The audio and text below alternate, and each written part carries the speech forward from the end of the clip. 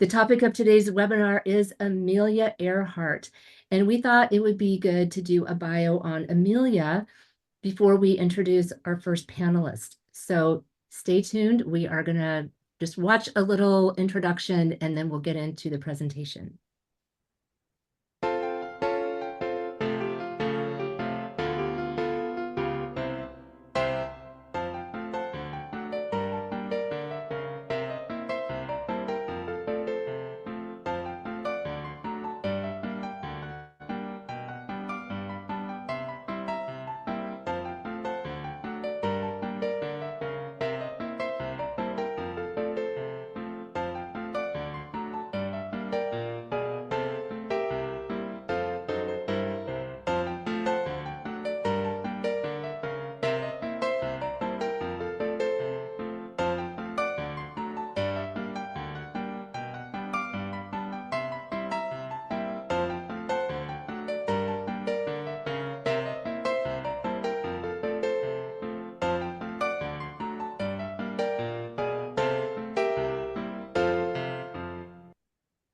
So a short little bio on Amelia. Amelia Earhart was a pioneering American aviator who broke numerous records and was a passionate advocate for women in aviation.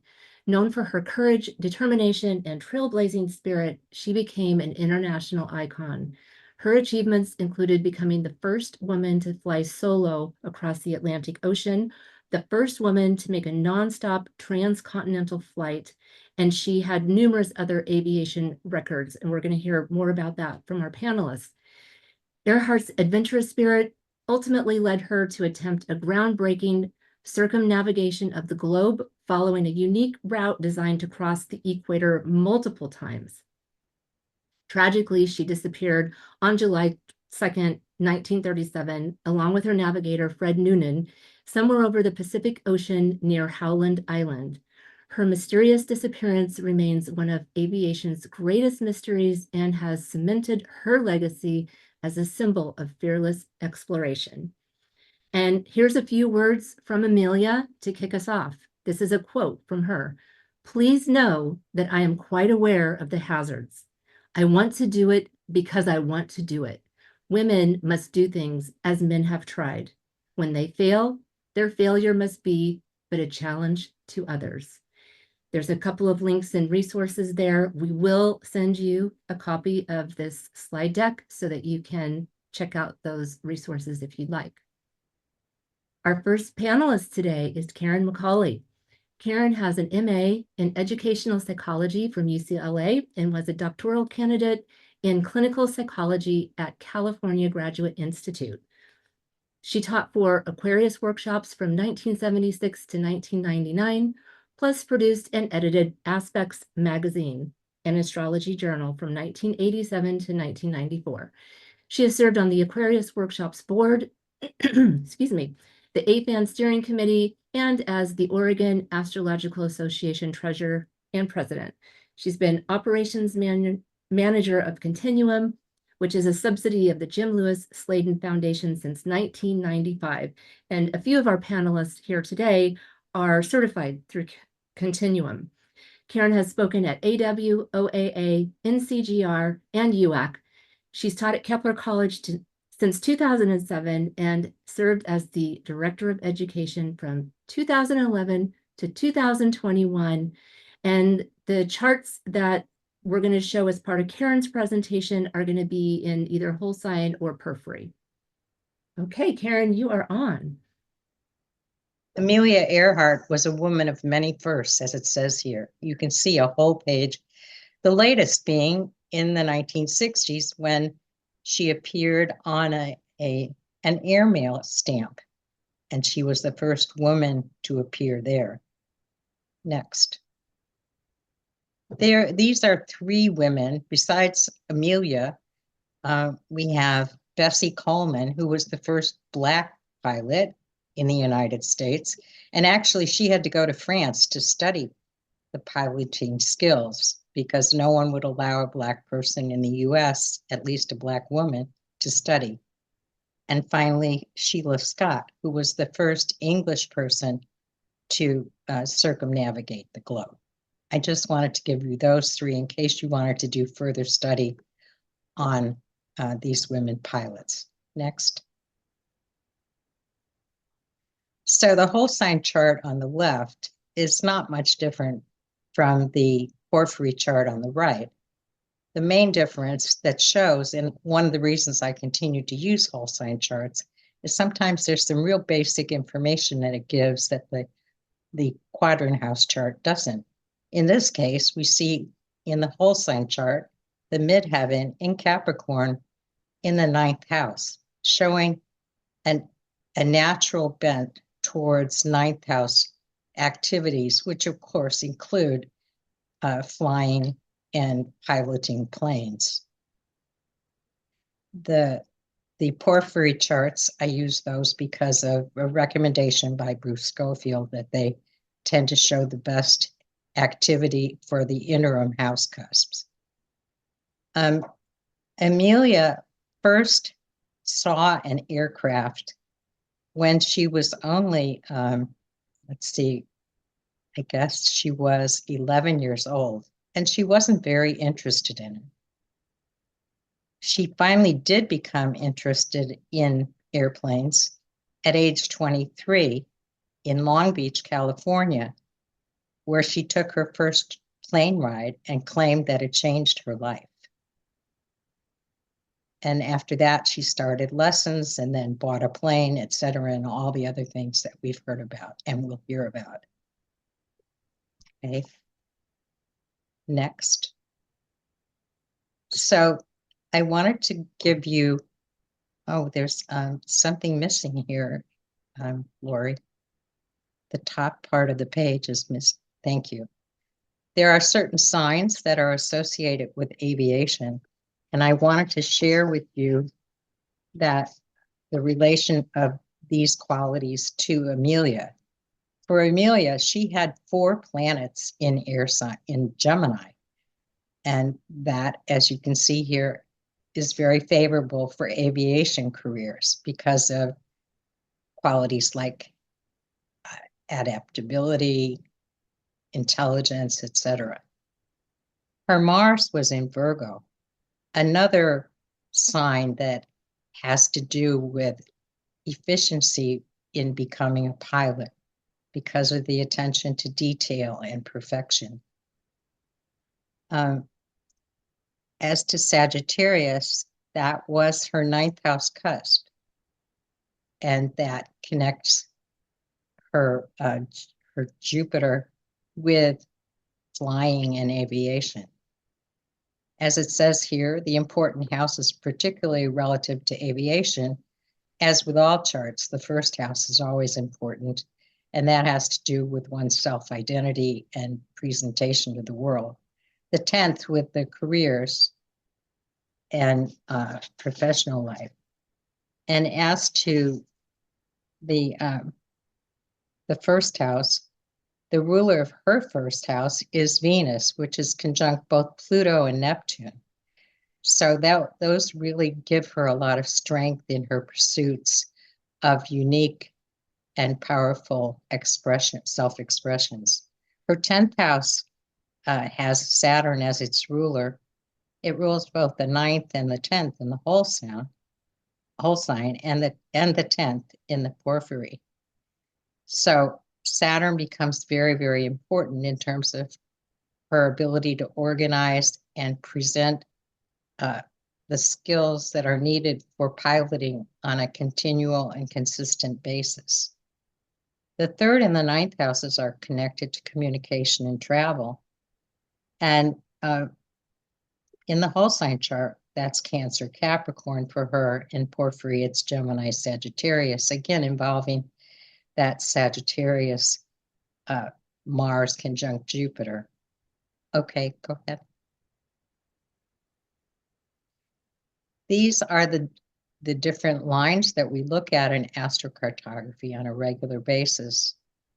As you can see, the sun has to do with purpose and inspiration and recognition, especially when the sun is near one of the angles, particularly the ascendant or midheaven. In Earhart's case, the sun was near the IC, and it was in Leo. The moon has to do with things that a person is comfortable with, and especially is good when connected to the IC. She had her moon conjunct Pluto and Venus in Gemini. Again, relating back to the emphasis on air signs being very helpful. Her Mercury rules her second house of money, and some of her money in her life came from writing. She wrote several books about her experiences. Venus, which we all know has to do with loving and relating, etc., and attraction. Venus ruled her ascendant, and as I said before, it's conjunct Pluto and Neptune in Gemini. Her Mars has to do with taking action. That Mars in her chart is conjunct Jupiter, which is going to increase her ability to act. Her Saturn rules her midheaven, and it is conjunct Uranus, a planet often associated with unconventional experiences in paths in life. And it also is often associated with airline travel. Her Neptune is conjunct her ascendant ruler. I suppose you could say that adds some kind of spiritual quest to what she was involved in with her life.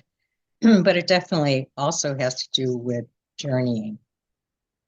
And her ascendant ruler was also conjunct Pluto, which gave her the ability to face danger, take risks, and pursue the mysteries of the unknown. Okay, next. I'm showing you this horary listing of the Porphyry chart because it has the boxes down in the bottom right-hand corner that list the declinations.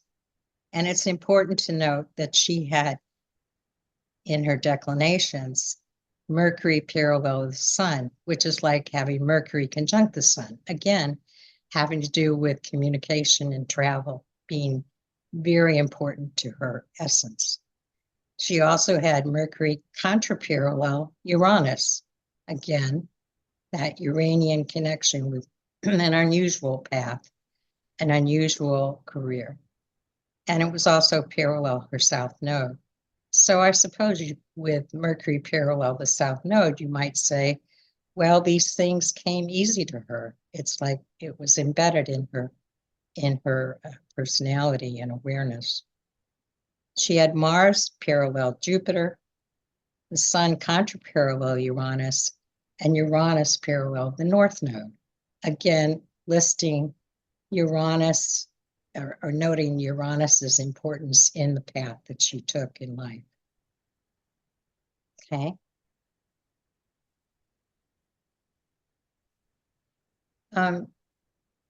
So connections to the fixed stars are another part of interest when you're looking at charts. And here, in addition to the aspects that we had, we also had parallels of the sun to Arcturus. And you can see the definitions connected, some of them connected to these fixed stars. He had Mars parallel Altair, as well as conjunct Zosma. So there's more of the exploring. I'm not sure about being a victim or a savior, other than the last flight that she took. Some thought that was a victimization. The aspects to Neptune include a conjunction to fact, which links to the questing for adventure, and to Pluto, parallels to Regulus, which has to do with great success in life, and to Ras al-Hag, a desire to heal. Now you might say, desire to heal, would you see that in a doctor or a nurse? Well, I can tell you that early in her life, she did work when she was living with her sister to take care of men that had been injured in the war. And so she did do some nursing early in her life. Next. It's important when you're doing astrocartography to also consider not only the natal chart, but the relocated chart. And here I've relocated the natal chart from where she was born to Vallejo, California, where she took off on her last flight. It was the beginning of the worldwide flight. And as you can see here, there are some major changes. The Jupiter-Mars comes into more prominence because of Jupiter in the relocated chart ruling the ascendant and also the midheaven. And we've already talked earlier about the importance of that Jupiter relative to her career. Anytime you're going to do consideration of another place to move to or live in or visit for a client, you're going to want to look at the relocated chart as well as the natal chart. Next. These are just some pictures of Amelia in parts of her life. And these are 4 male prominent pilots that many of you may have heard of. I wanted to give you the information about them in case you're interested in studying more about piloting or figuring out different things in their charts that made them interested in that field. That's what I have to say.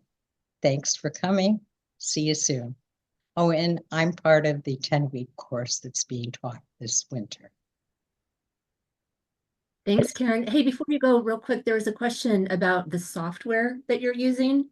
Is that Astro Gold? No, that's Solar Fire. Solar Fire.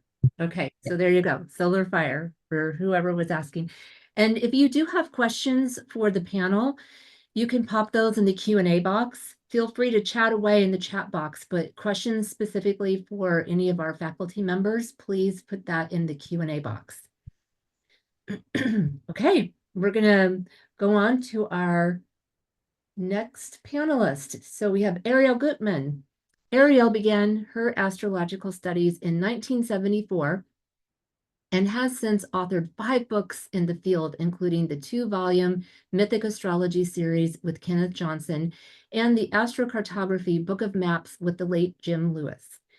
More recently, she has authored the groundbreaking volume on Venus called Venus Star Rising, A New Cosmology for the 21st Century, which introduces the 5 Venus star points.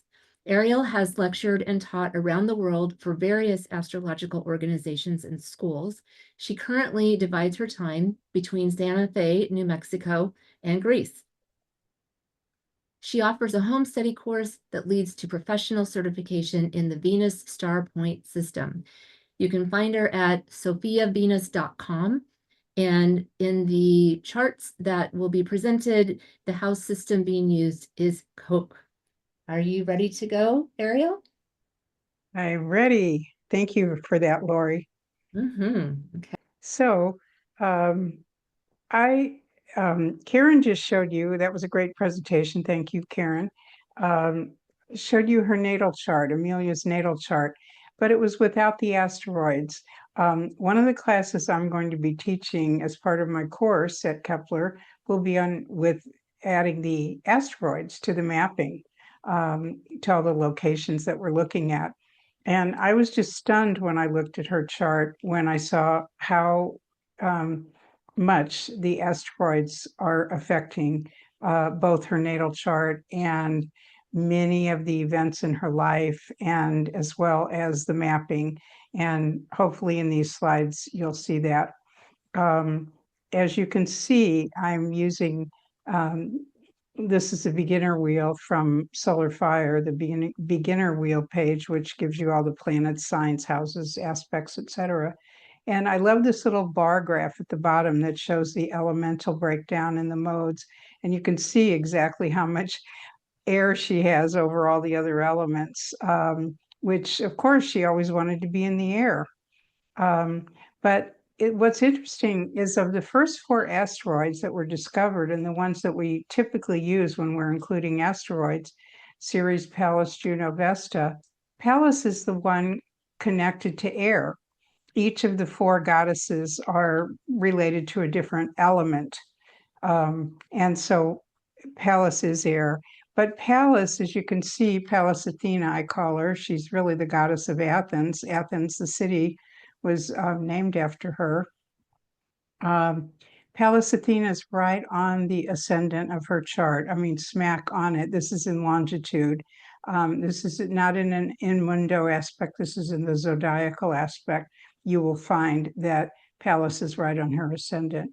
And that it's also opposite Chiron. And so this is a defining feature of her map, because obviously when we're talking about astrocartography, we're talking about what's angular. What are the planets on angles? And in this case, neither one of them are considered planets. You wouldn't notice that if you didn't have them in here, but they are on the angles. And so no matter where you locate or relocate in life, you're always taking your natal chart with you. You always have your natal chart inside of you. And so inside was this Athena opposite Chiron kind of aspect. Athena is really important for a number of reasons. If you want to go to the next slide, I can give you a little bit more about the asteroid goddess Athena on the ascendant. Athena was considered her father's daughter archetype, sprung fully formed from the head of her father Zeus. Athena was described as a woman, as if she were a man, by some of the ancient myth writers. And also freedom as a woman from patriarchal rules. Skilled strategist. She was a warrior goddess, but also the goddess of wisdom, often found accomplishing things that excelled far beyond one's peer group. Athena was born fully formed with helmet, sword, and shield. And it was a helmet. And I was struck by the fact that you often see Amelia wearing her pilot's helmet. So she did identify, having an asteroid right on your ascendant like that gives you personal identification with that. And remember the thing about the head. We're going to be coming back to this idea about the head. And the other thing about Chiron, I think it was mentioned earlier that she was a nurse earlier in her career before. So she had an interest in healing and nursing and all that before she became a pilot. But she also had a series of surgeries that she had difficulty in her nasal passages. It's called sinusitis. And she had many, many surgeries. And it affected the whole head. It affected the cognitive functions in the head. Athena was the brainchild, but also ruling the whole head was, all the things in the head, the eyes, the ears, the nasal passages, and all of that. Next slide, please.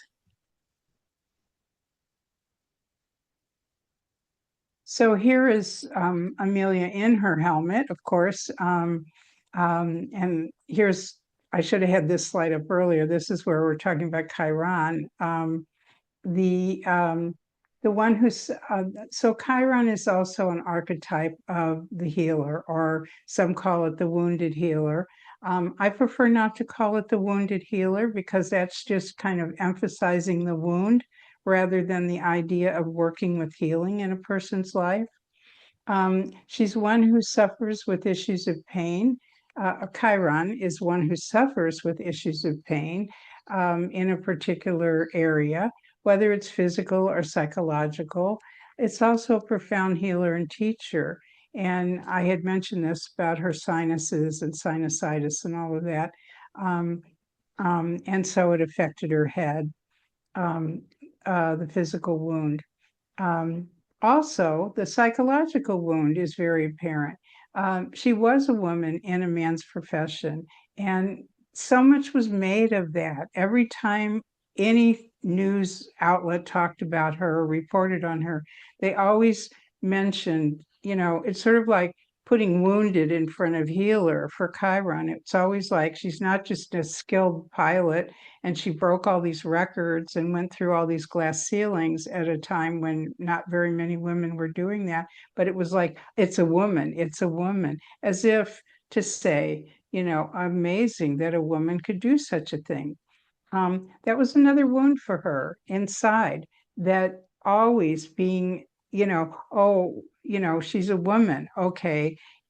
It's not that she wanted to bring women forward into professions that men usually had. We're going to have more of a discussion about that later, but this was another aspect of Chiron and Pallas Athena. Okay, next, please. So here we've got centered over her birthplace, which was just north of Kansas City, almost smack in the middle of America. You can see, and I've isolated just Chiron and Pallas, and this again is a zodiacal view, not the in mundo view, but you have Chiron coming down on the descendant, you have Pallas coming on the ascendant, and you have the local space that center over the birthplace, and then all the lines emanate out like spokes of a wheel around the globe into whatever direction they happen to be pointing. There'll probably be a better explanation for that by others, but that's the way I usually describe it. But there it is, the Chiron Pallas, being kind of forefront in her natal map and life and chart. Okay, next, please. So here's the same thing. Now the Chiron Palace was also it was in a 4-point square. It was in a fixed fixed square. What am I trying to say? A fixed grand square, and it involved the sun, her sun in early Leo, and the nodal axis, and so it's more than just the fact that those two were angular. Anytime you have something involved with the sun or with the nodes, it's really a life, it's really a dominant archetype. It's a dominant expression in the person's life. And what I found kind of fascinating is here is where it all shows up over the Pacific Ocean, right out in the middle of the Pacific Ocean, maybe not exactly over Howland Island, but this is where she was headed. Here's New Guinea. She was headed back to California. She's gonna be flying somewhere along here. And you'll see more of that later in some of the other slides. Okay, next, please. So there it is, a closer up look of, these, and you will be getting the slides for these. So if you want to study these a little bit more carefully, you can later. But here we are leaving New Guinea and coming across right around this area. Remember, the nodal axis also has to do with destiny, fate, and destiny. Next slide, please.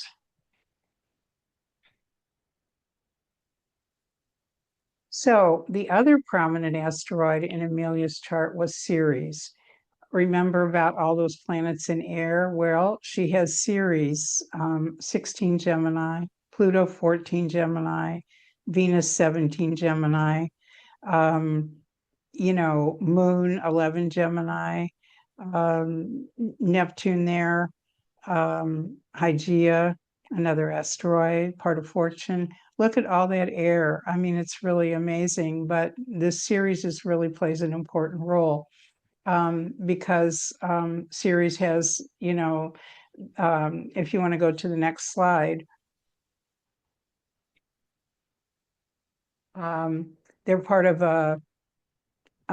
okay, Pluto and Ceres are part of that 6-planet stellium. They're both associated with death. Pluto is the god of the underworld, and Ceres is the grief-stricken mother. There's a bigger backstory about that. We don't have time to go into that now, but I think if you wanted to study the asteroids, you would really know that story. Pluto's at 14 Gemini, Ceres is at 16 in her chart.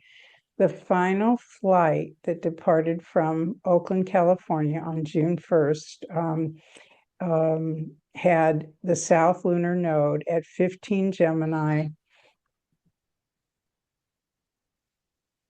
and it was sandwiched right in between Pluto and Ceres. And it made me wonder, could you say that this was perhaps a fated destiny with death? Perhaps a destiny with departing from the physical plane. And when I wrote that, I thought, oh goodness, that's no pun intended here, but departing from the physical plane. She did, it's kind of eerie. It's kind of spooky when you think about it. So next slide.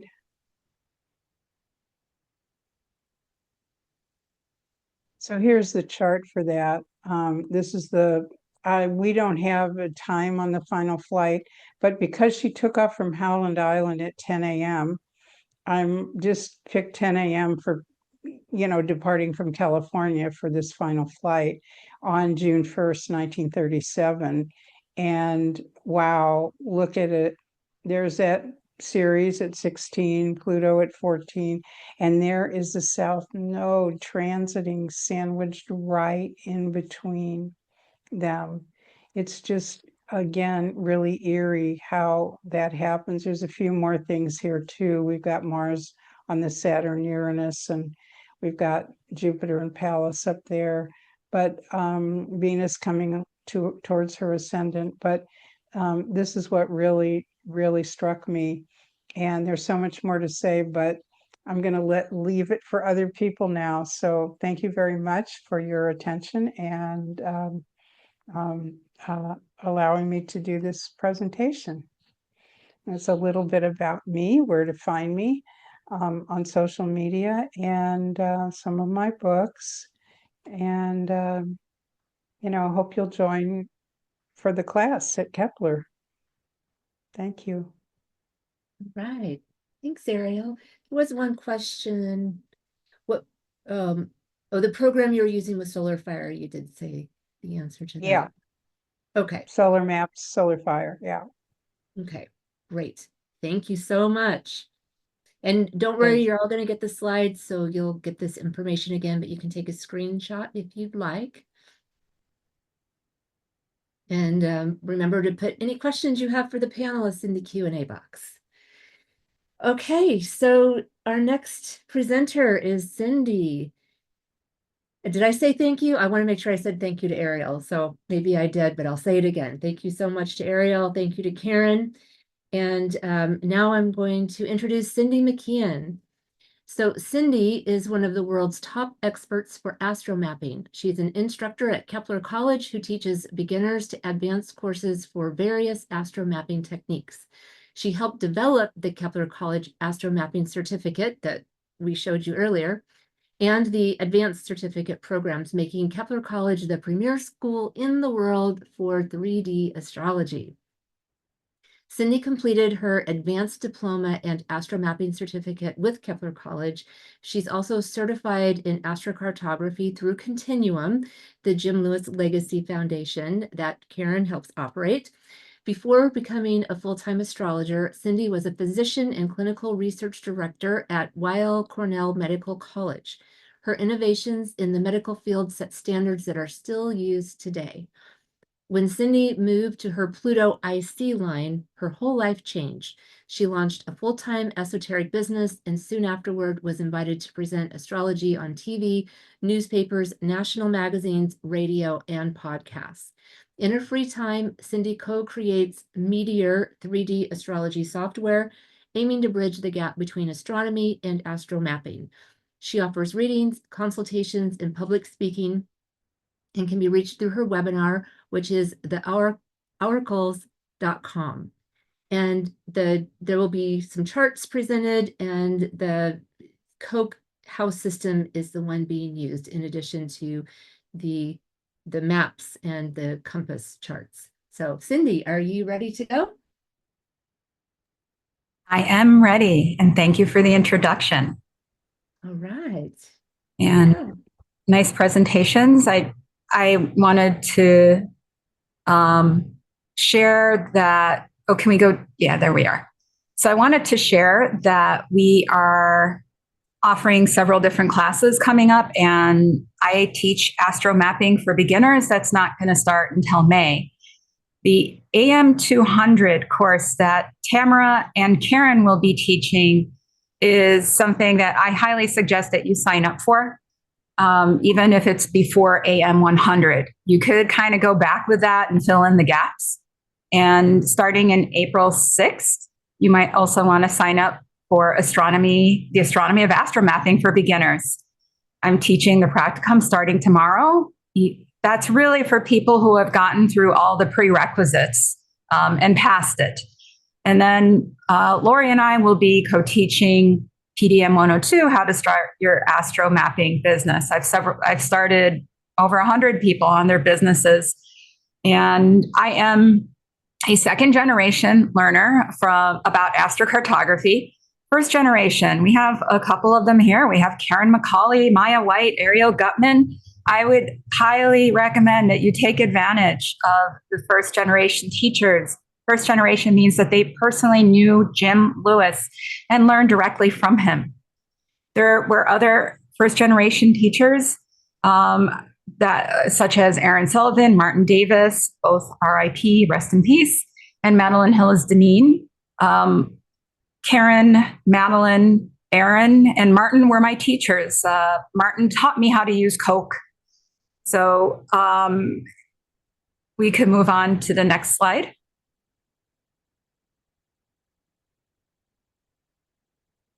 And so we have what I did is we started looking at the transits in her chart.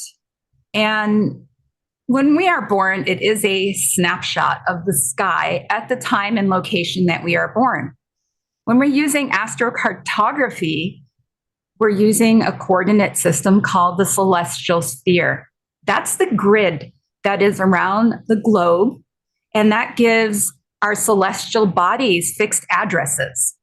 You might not be able to see all the celestial bodies depending on where you are in latitude, and that is your local space. And we use local space coordinates for that.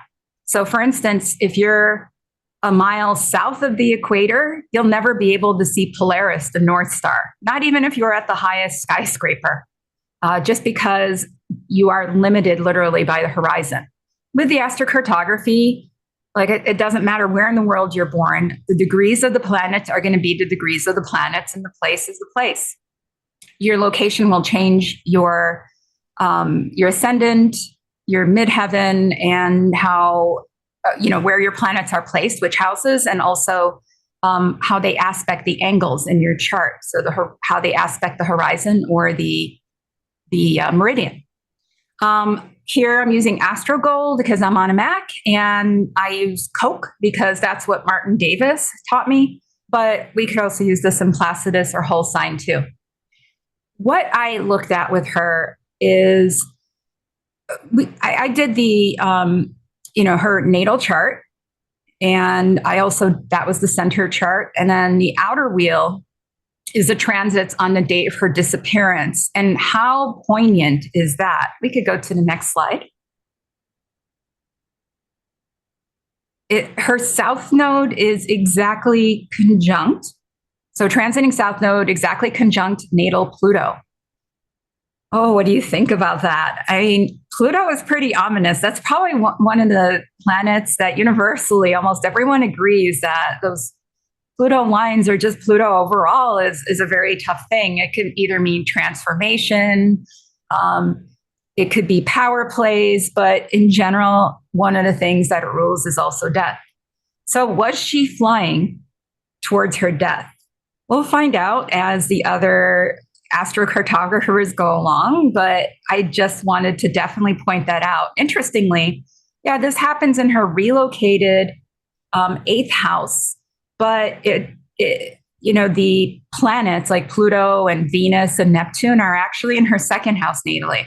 So we'd consider the two of them when blending. Obviously, this has to do with her value and other people's money. And can we go to the next slide?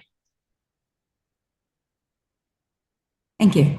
And what else was happening is I decided to look at the actual, so to speak, birth, the actual embarkment, like her decision and the day that she actually left on track. I think it was in Oakland, California, to span in an easterly direction over the equator around the world as she was supposed to head out. And that was on June 3rd. And she has, as you could see on that June 3rd, and we could go to the next chart. So zooming in, we could see that she has transiting Mars going retrograde, making a hit on her natal Saturn and her natal Uranus. I would count that too. And it's retrograde. One of the things that were happening on her flight is she's the pilot. She had a navigator. There was also another man on board that was with her for most of the trip. And there's no verification. Some people said there was an argument. Some people just said that for whatever reason, this third person couldn't make it. But, a lot of people say there was some friction there, and maybe this transiting Mars could really indicate that. The other thing that happened is she actually had an accident before she flew, and she had to unload a lot of her plane. And one of the things that happened is that she took off one of her antennas. And one of them takes like long wave signals. The other one took short wave signals. And she didn't know a lot about radio at the time. But the person who fixed her plane was another guy. And they said that they were collar tugging quite a bit. And she was really gung-ho on going just as light as possible, just considering the gas and the mileage she was going to make on this specific trek. So we could look at her Purans. We could go to the next chart. So, and thank you. And okay, as I said, your natal chart is a snapshot of the sky at the time that you were born, at the moment that you were born. And that is, those planets, the degrees of the planets are going to remain the same. You're born, and what happens after you're born? Well, the world continues to turn. So with your fixed natal chart, think of it like this: when we're casting the astrocartography lines around the celestial sphere, the Earth is still turning. So when we get to a Puran or a crossing, they're a little bit different. The Purans, you could see them aspected in the chart in a Ptolemaic aspect. And the crossings, you don't. Crossings do not happen, you can't see it in the chart. You can only see it at a certain latitude. And it's different for everybody else. It depends on, the season of the year even, where we're orbiting in the sky. And so we rotate under it, and it's really only active when you're 1 or 2 degrees underneath it. It's not the whole latitude, or some, they call latitudes parallel sometimes in astronomy, but it's not on the whole latitude. So if we could go to the next slide. So I put a big X on this one because the Puran lines that were drawn a long time ago were actually drawn as a convenience, just so you could see what cities this crossing, if you're, under Paris and as the world turns at some point during the 24 hours, it's gonna go under a crossing, for instance. It was just easier to see when we drew a straight line on the map. Jim Lewis and his books and his transcripts and and all of his teachings. He's a Gemini. He kind of went back and forth. Don't forget, he cracked the code on this. He was still doing research, and poor guy died too early. So it is in his books, and it's in other transcripts that it is about when the Earth rotates under it. That's why I put this big X there. And we could go to the next slide. So over here, I removed all the, it's kind of distracting to have all those lines. We just simply had to look at a crossing. And if we see where that, maybe Lori, you could put your cursor over on the left where that one black line is that goes kind of like a slant, not the one to the left that ends up in the ocean, the middle of the ocean, the short black line. Oh, yeah, that one. I should have put a little star at the end because at the end of that, where Lori's cursor is, that's where the approximate location is of where she went down. And when you measure it, that was actually 565 miles away from her Sun and Chiron crossing. It was not a Paran.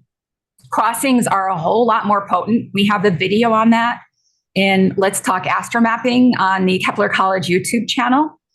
And 565 miles is definitely way too far. It's over 8 degrees away.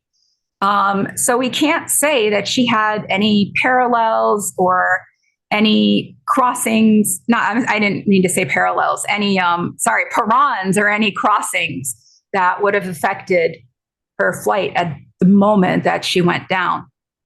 So my contribution here is a little bit short, but I think the more what we could point out in looking at relocation astrology is how we could take transits to the natal or transits to the relocated chart.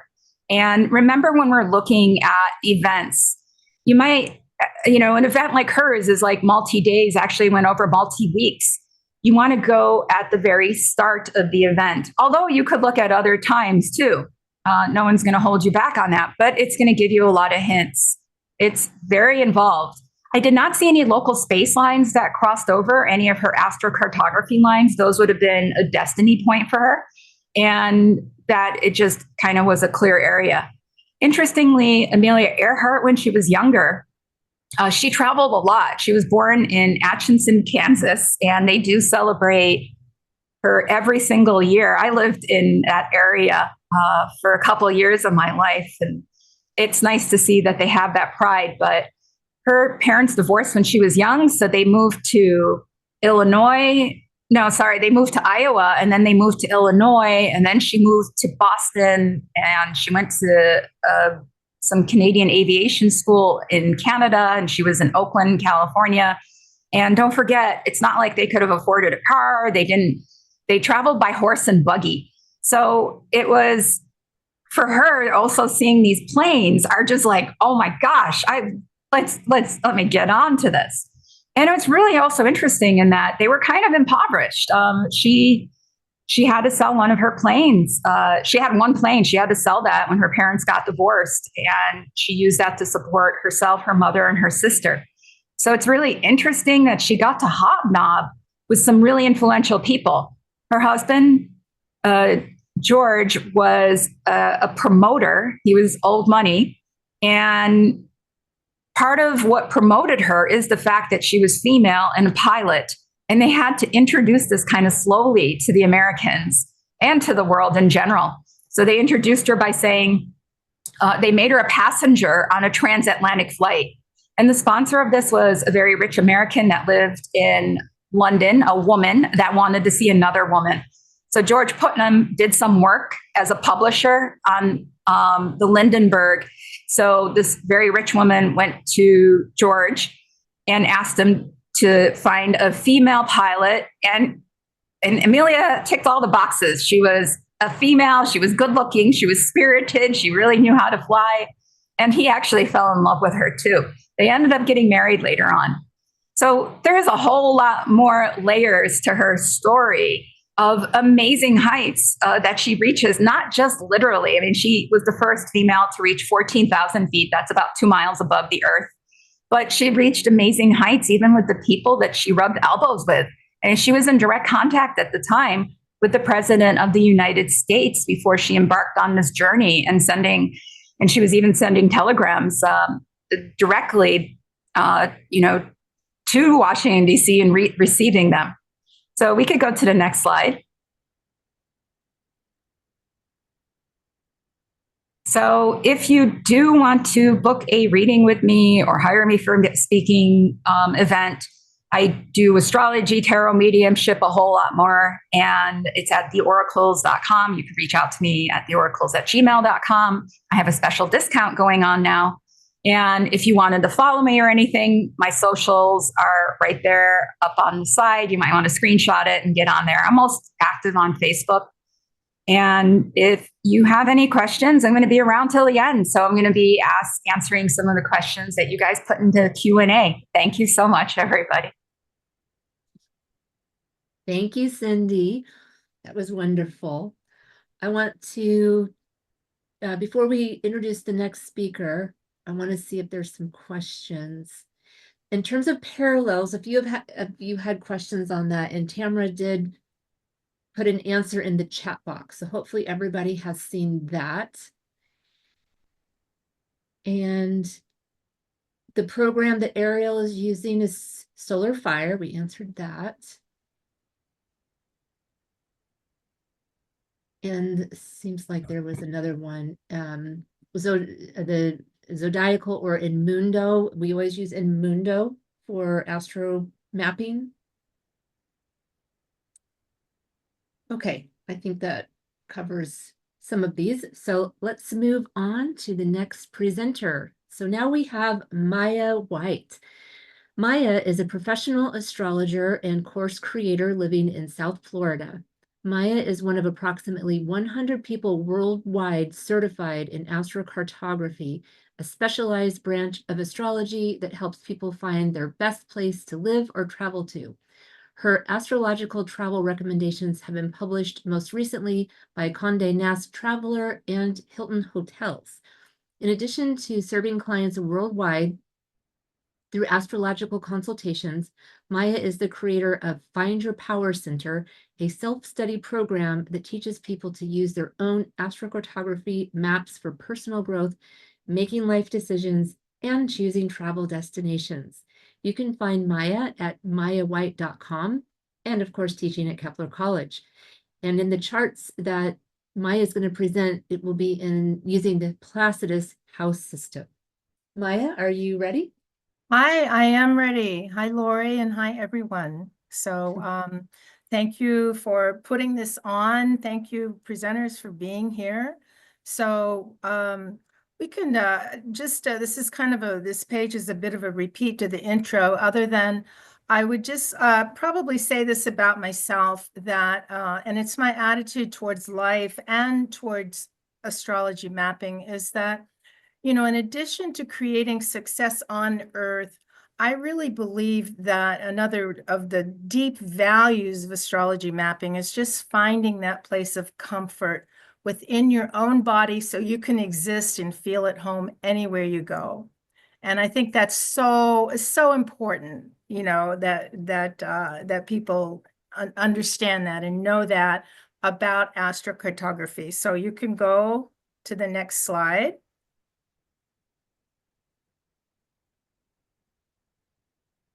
And the course that I teach at Kepler is called The Psychology of Astrocartography. And, my overarching view on this is how to talk to your astrology mapping clients, how to transform their lives. Because again, this is, to me, the biggest value in astrocartography. It's not just about even, finding one perfect place to live, but to have a good life. So go ahead, Lori. Next slide. Just a brief overview of the class. It's AM Astrology Mapping 201, and it's a 5-week course. These are the 5 weeks right now organized. Great Expectations is really looking at, again, through the psychology point of view, how experiences, how expectations, how even trauma impacts human behavior. And that in terms, if you're looking at mapping from the psychological point of view, you're going to think about these things, like what is driving people. We take a look at the whole natal complex. Understanding the natal chart is super, super important in mapping. And then also a look at the shadow, the unconscious part that drives our actions. And actually, shadow is one of the things I'm going to be talking about today with Amelia's chart. Mapping, psychology of astrocartography, we look at what's called the four realities, taking a deeper dive into the angularity, how the planets are modified through their placement in the natal chart, and the relocated chart, and the map. Looking at the planets, really, again, going into a deep dive. What do these planets mean, and what might be the shadow or unseen part of the planets? And then happy life. How can you take what you know about mapping and really improve your life, feel better, or the lives of your clients to feel better? And I think that person's real life experiences are super important, and it is amazing. It's the most amazing part of mapping, is how the mapping translates to your real life experiences, as well as synchronicity plays such an important part in mapping. So next slide.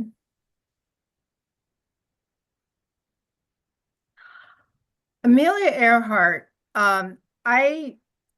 I would like to just take a moment and say that when I, was first presented with this topic, I thought that, it was interesting, but I didn't necessarily know how deeply it would impact me, her life.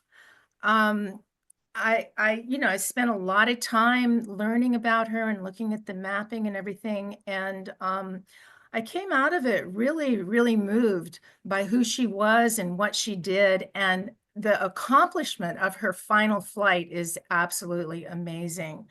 So the plane that she flew was a Lockheed Electra 10E, and this plane was built especially for her. So you can go to the next slide. I took a moment and I looked at the important words, the mythology of the names affiliated with her.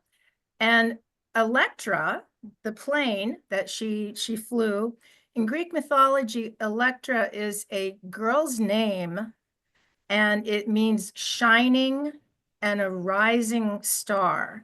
And, she was a rising star, and she was a shining, bright rising star. Also, the Electra complex is a psychoanalytic term that describes a girl's sense of competition with her mother for her father's affection.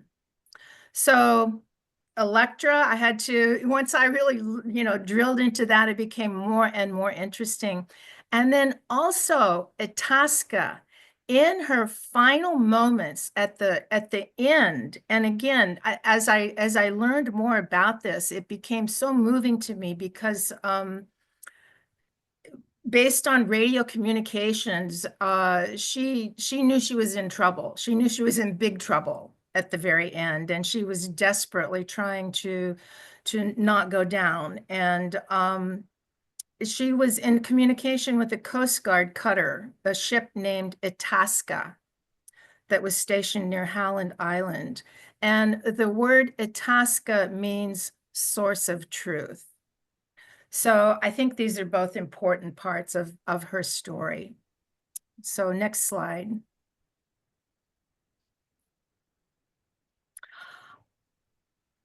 I took a look at her chart, and in keeping things, more simplified for this, what I looked at was I want to just discuss that she has this, moon conjunct Pluto, square her Mars and Jupiter in her birth chart in the 5th house. Just that alone says so much to me about everything.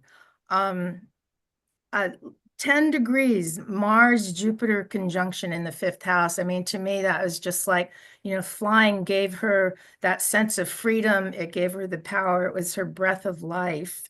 And excuse me, to have the, the moon and Pluto squaring this, just talking about this one aspect, we'll go more deeply into that.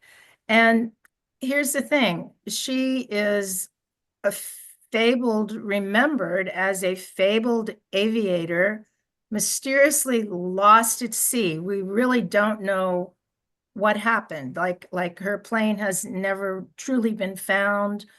And if just briefly, I like to use what's called the Lilly graph of planetary strengths.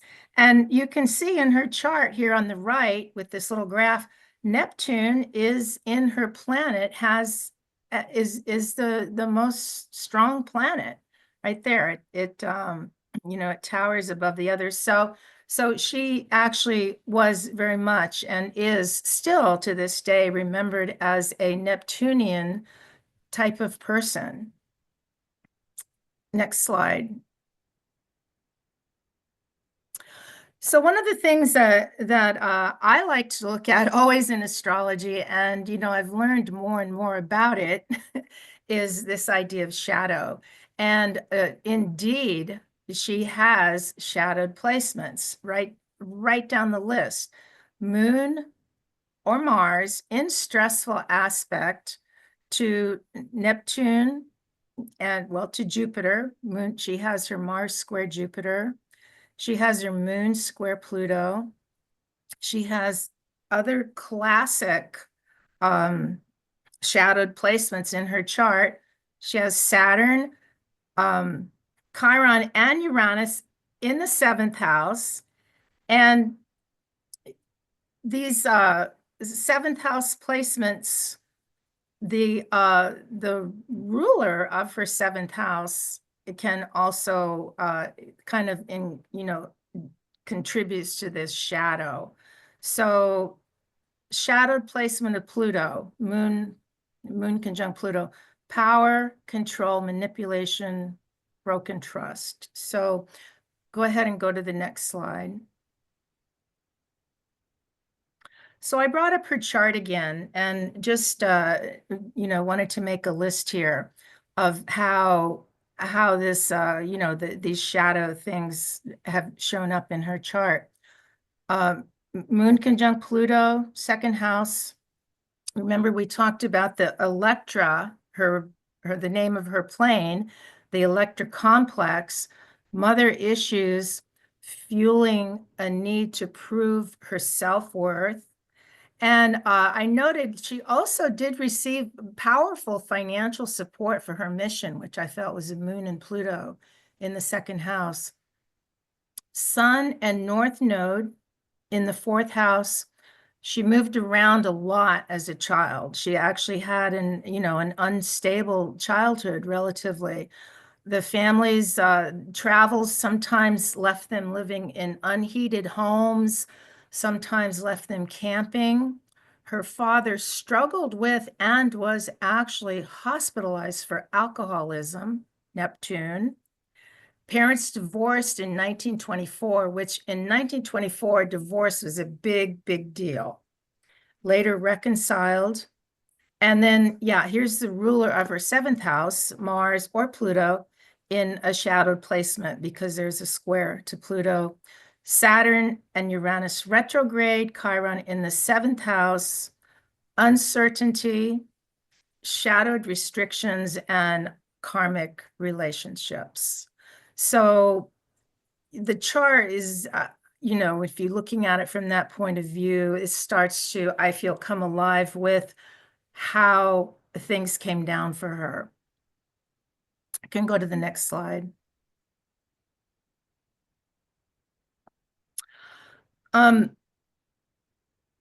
Simply, as I did my research on her and, looking looking and learning. And, you know, the more I learned about Amelia Earhart, the more impressed I became, because this mission for her to do this flight was absolutely amazing. She did have problems with the radio waves. There were several miscommunications. There were all kinds of problems. There were mishaps. There were mistakes made. In spite of everything that was going wrong, she almost made it. And I mean, this little island is out in the middle of nowhere. You know, in the Pacific Ocean, and she came so close. So here, just pure, easy, simple astrocartography. She went down by her sun descending line. The sun, father issues, male issues, descending, unconsciously attracting from the others. So under the descending line, you really have less power. And I feel it kind of came to haunt her. On the right, I just did a relocated chart for where she went down, and really just to kind of to illustrate how what these lines are showing. So you can see Saturn and Uranus, midheaven lines. You can see them up there on the right, up in the 10th house. And then you can see that sun right on the descendant, very close to the descendant in the node and the Mercury line. So that's just really an illustration of the map for Howland Island. Go ahead and go to the next. So again, as I did research and as I became more and more enthralled with Amelia Earhart, I did a lot of looking around, and I came across a U.S. Naval Institute report. This was actually very, very well researched. And what this report spoke about, and it really wasn't just this report, but here I just took some details out of this report. Despite having achieved numerous aviation's firsts, Amelia was often portrayed as unqualified, even though she was the first woman. Noonan, her navigator, was somewhat blamed as part of the problem, but actually he was an alcoholic like her father, never drank during a flight. The ship Itasca, I feel, really let her down. And in fact, the commander of the Itasca, I feel, seriously let her down.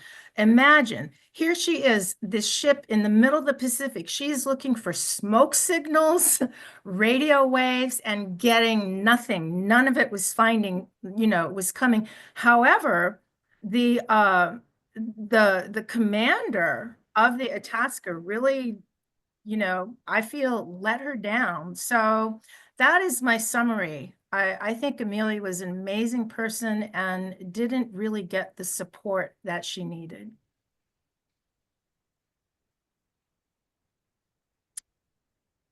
And these are just quickly more excerpts. So we can wrap it up with that. And coming back to, Itasca, the source of truth. Commander Thompson, the guiding ship, I think, was one of many key people who let her down. And going to the myth of Electra, is fables that surround Electra is that she never achieves peace, and haunting tragedies surround Electra's life. She's condemned to mourning, eternal mourning of tragedies. And here is her final resting place. There's actually a light on Howland Island to remember her, Electra, shining, beautiful light.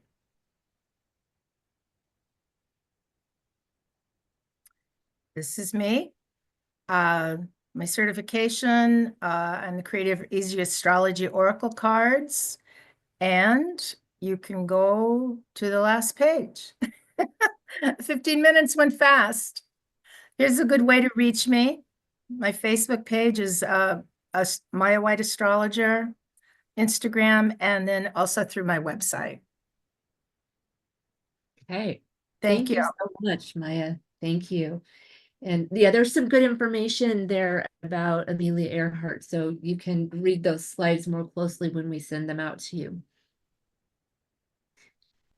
Okay. Next up, we have Tamira McGillivray, who is our education coordinator at Kepler and has helped design the AstroMapping program. So we're really pleased to have Tamira with us today. Tamara holds a BA in East-West Traditions in Astrology through Kepler College and a PGC in Cultural Astronomy and Astrology through the University of Wales. She's NCGR Level 3 certified, the past president of San Diego, or of the San Diego chapter of NCGR, and is a certified astrocartographer with Continuum. She is currently not only an instructor at Kepler College, but is the coordinator for the AstroMapping certificate and is the treasurer on the board of trustees. Tamara also is a former president of Kepler College.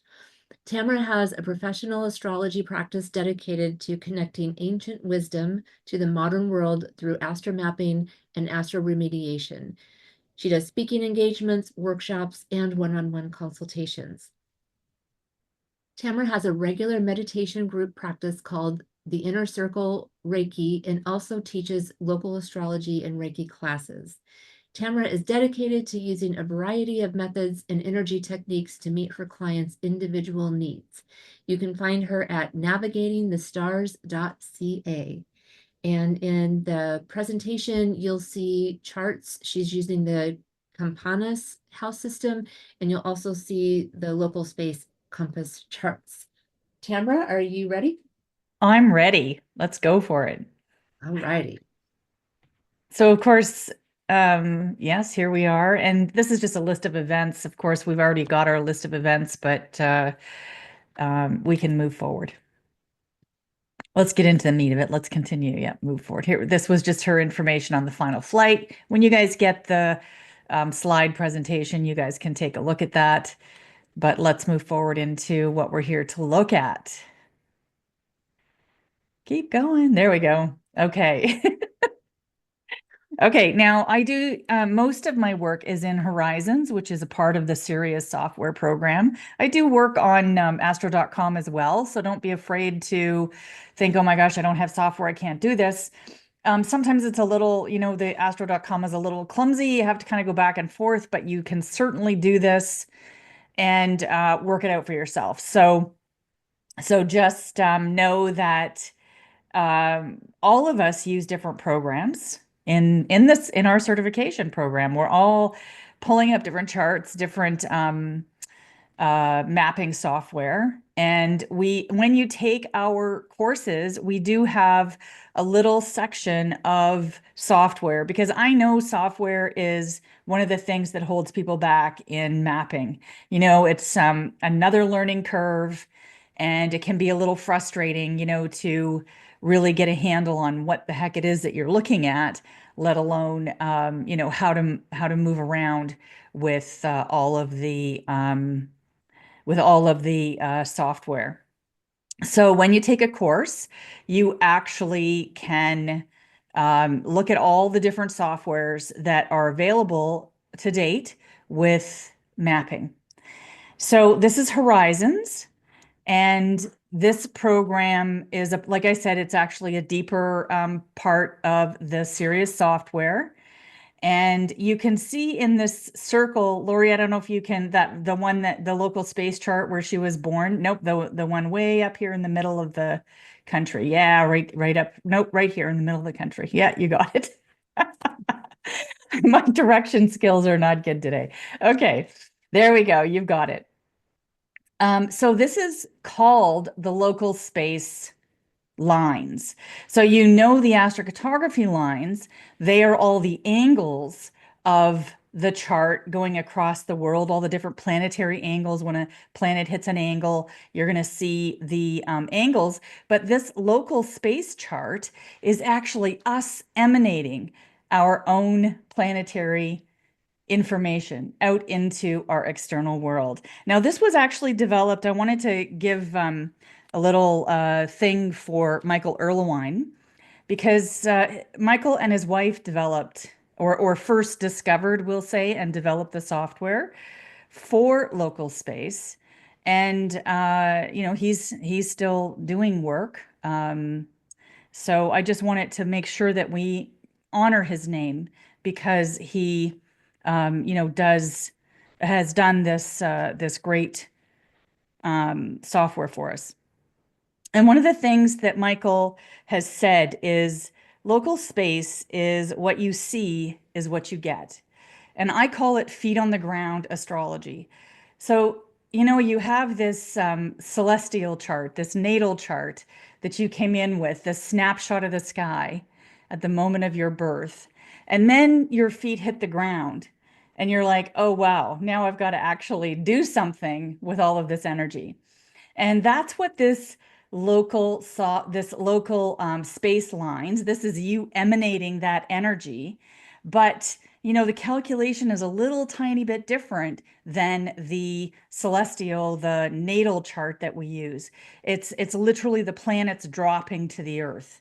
And then how do we use those? And is there a difference between those and the aspects? You know, the planets themselves are always going to be the same. They always have the same signature. They have their essential nature. And of course, that's how that's accessed is through the sign, you know, with mode, element, polarity, you know, what kind of skill does this planet have to access its essential nature? That never changes. But what does change in a local space chart are the aspects. I just wanted to point out before we move forward, this local space, Mars and Jupiter. I think somehow Jupiter got cut off there, but this is Mars and Jupiter. This is the local space. So this is her emanating from her birth imprint, this Mars-Jupiter line. And this line emanates out and it touches different places in the world that are very significant to us. All of these local space lines move out into the world and they touch places that are about our story, actually. They really, you know, if you follow these lines around the world, you can actually start to build a really deep level of your story from these lines. So I wanted us to just keep our eye on this Jupiter Mars line as it moves across. So we can now move to the next slide. And so this is actually, here we've got Amelia's chart, the natal chart, and I've got the aspects in there. It's very limited aspects. I do, you know, it's just just the major things going on in the chart. I don't have a whole bunch of minor ones in there at this point. You can use minor aspects if you want as well, but I thought simple was better. And then underneath it, you see this, what looks like a compass. We've got north, south, east, and west. And we've got aspect lines in there as well. So you can see the aspect lines are almost the same as the natal aspect, but there's a little bit of difference. There's a little bit of, there's an extra trine in there. So feet on the ground, she's got this trine between the sun and Uranus, the Uranus-Saturn. So there's a little extra connection in her feet on the ground. And then I wanted to show you in this next picture where we've got the map. This is her birthplace. So this compass, of course, we have to turn it upside down because, you know, because it's maps. So the map is north. So I've turned it around just so that it's, yeah, so the directions are facing in the correct place on the map. And you can see how she emanates her planets out into her environment. And you can see that extra trine there that, and this compass that we can use, not only does it emanate across the world, but we can use it as a compass in, like me sitting in my chair, I can actually pull up my compass and I can say, oh, there's my Mars line. There's me emanating my Mars line. There's my Sun line. There's my Venus line. And how I'm projecting my energy into my environment. And then, you know, what is that environment telling me first of all, about myself. We can use it as this little mirror of self-development, and also use it to guide us. So for instance, where do you go to the grocery store? Do you go to your grocery store on your Neptune line, and when you get there, you're all confused in the grocery store and you're buying stuff you don't actually need? You get back and you're like, oh my gosh, I needed butter and I didn't get butter. Or do are you going to your grocery store on your Saturn line and everything is like all lined up and organized and you're structured and you don't buy a penny over what you have on your list? So these are things that we can do with this beautiful compass that tells us, information about our environment and how we are interacting with our environment. It's a really interesting thing. Now, the one thing about this compass, the local space lines, yes, at birth, they emanate across the world, but also as we move, we recalculate this compass. So yes, we have our birth compass. We never forget about that. Just like your natal chart always is your natal chart. It's not going to change. But as you are moving across the world, the planets drop into different locations on the compass. So then you can look at those locations and see, how am I infected in this place? How am I emanating my energy in this place? Is my gym on my Mars line and I hit it really good, or is my gym on my Neptune line and I just struggle to get there? I don't even think about getting there. So this compass has, I think, this absolute potential that we haven't really tapped into a lot. There's been a few books written about it. And when you guys get the journal, there's a list of books in the back there, and you can take a look to see who's doing work, or who did work, I should say, on local space. And of course, we have a class. I teach the local space compass class, and that happens in the summer. And then I also do a remedial class for local space, for the compass specifically, because I think this is really an untapped part of astrology that is lots of fun. It's super creative. You can use it on a surface as small as your desk, or as big as your house, or as big as your neighborhood. So it's got this huge potential for us to play with. So let's hit the next slide, just so we can get through them. So I just wanted you to see how these lines from her birthplace emanate all over the world. So yes, you've got your cartography lines, but you've also got these really special local space lines of you've landed on the Earth, you were birthed in a spot, immediately you have a signature that's like a beacon that goes out across the world, and it says, oh, what's my story? How can I connect to my story? And you'd be surprised how deep these stories can go by looking at your local space lines. Okay, let's head to the next slide. So now I want to get back to what we're looking at here. And here's this Mars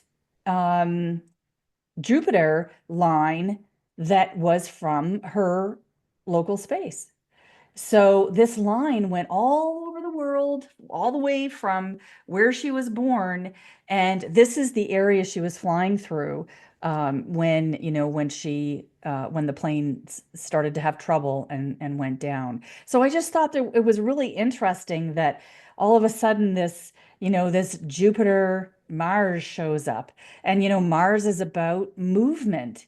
The Jupiter is about expansion. And I think that Maya gave us some really good ideas about, the shadow of that as well, like how things can happen, things can get out of control.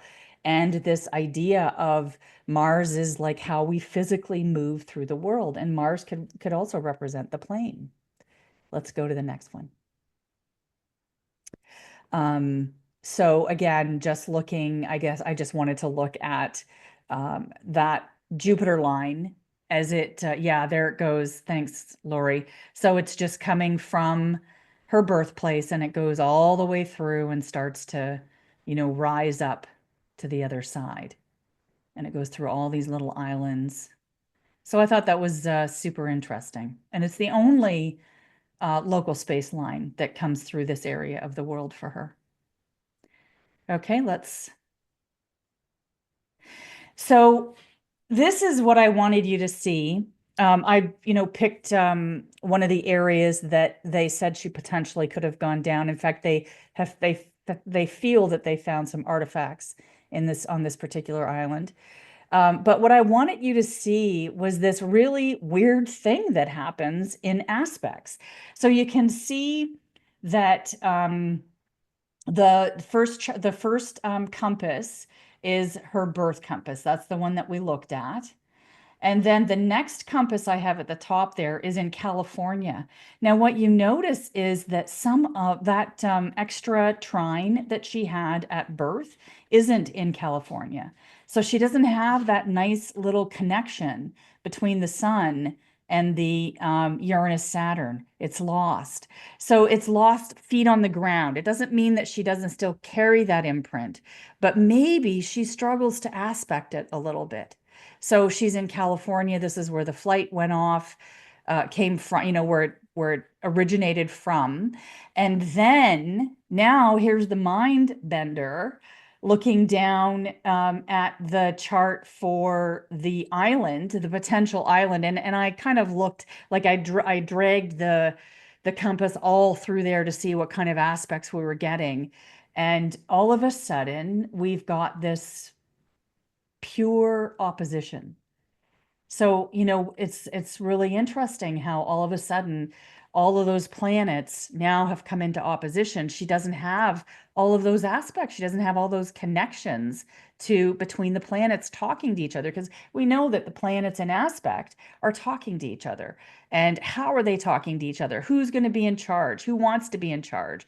Who's the boss of everything? And of course, that's the natal work that you have to do. You can't get that from the compass, but you can get it from, the natal work that you're going to do. So your astromapping is only as good as your natal work. Let's move again. I want them to see this. I know we're coming to the end here. Oh, can you, and then again, this is that Jupiter line swoops down. Let's keep moving through our slide. This is the slide that I really wanted to get to here, so that you could see just by sliding your compass on different areas around the world. Like, look at, she's got in this middle one here, she has a mystic rectangle. She's got like all of this communication that could be going on in this area. But then when you go over to where they believe the plane actually, crashed, we have very little communication between the planets other than in opposition. So,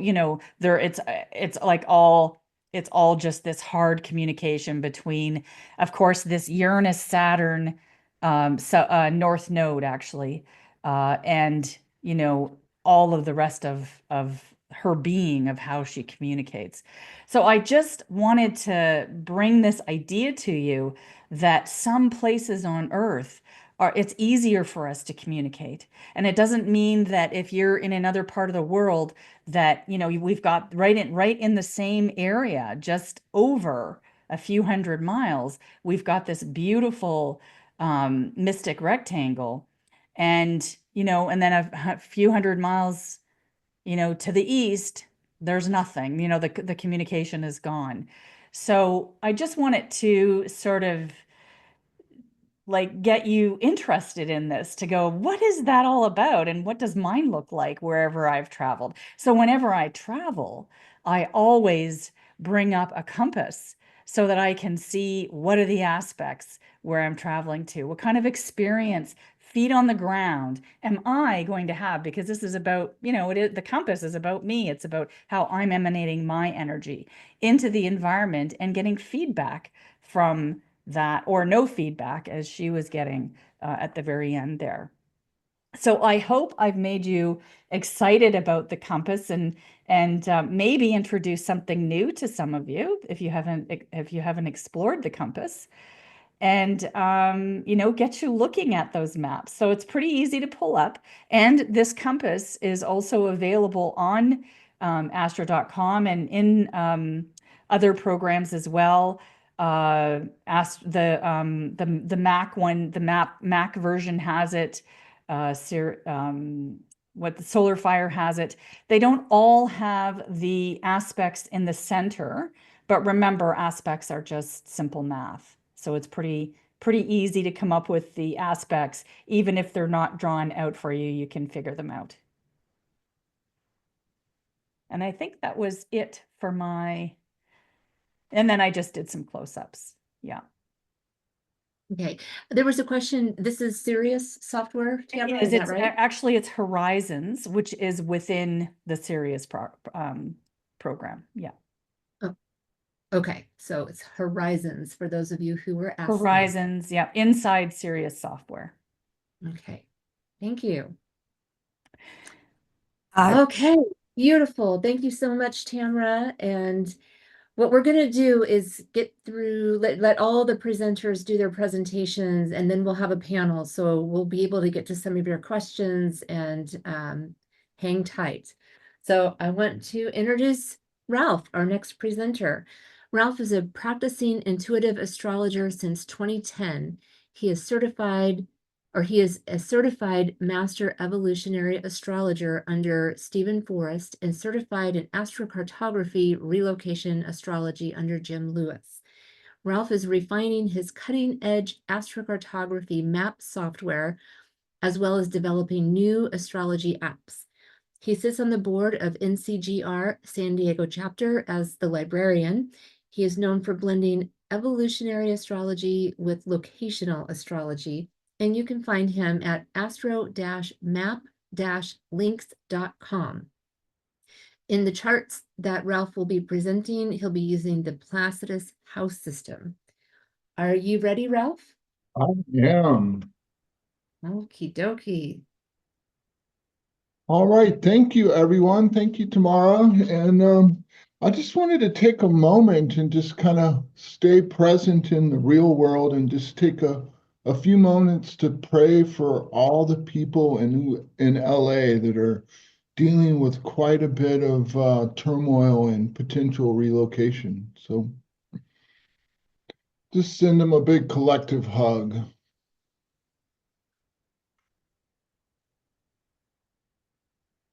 All right. Well, to start with, I want to kind of offer some free resources to everyone. And the first one I want to offer is if you go to localspacemap.com, there will be a form that you can fill out, and you can actually get your own local space app that you can look up and use to do something similar to what Tamara was talking about as far as using local space.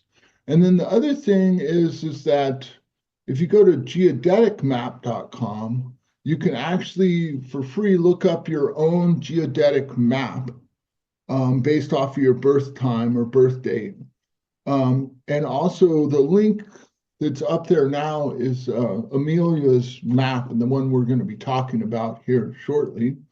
And I'm also in the link in the chat right now. I just sent to everyone a link to a free resource that I have on my website, where I have a bunch of famous people's maps. So I did Amelia's map with my system or my program that you'll be able to use. And so let's go on to my next slide.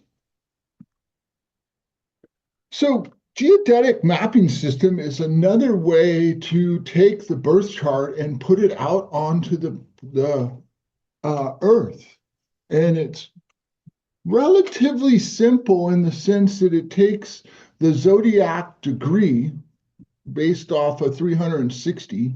So depending on whatever the planet's degree in the birth chart, so like 0 degrees Aries would be corresponding to the longitude degree on the GPS system.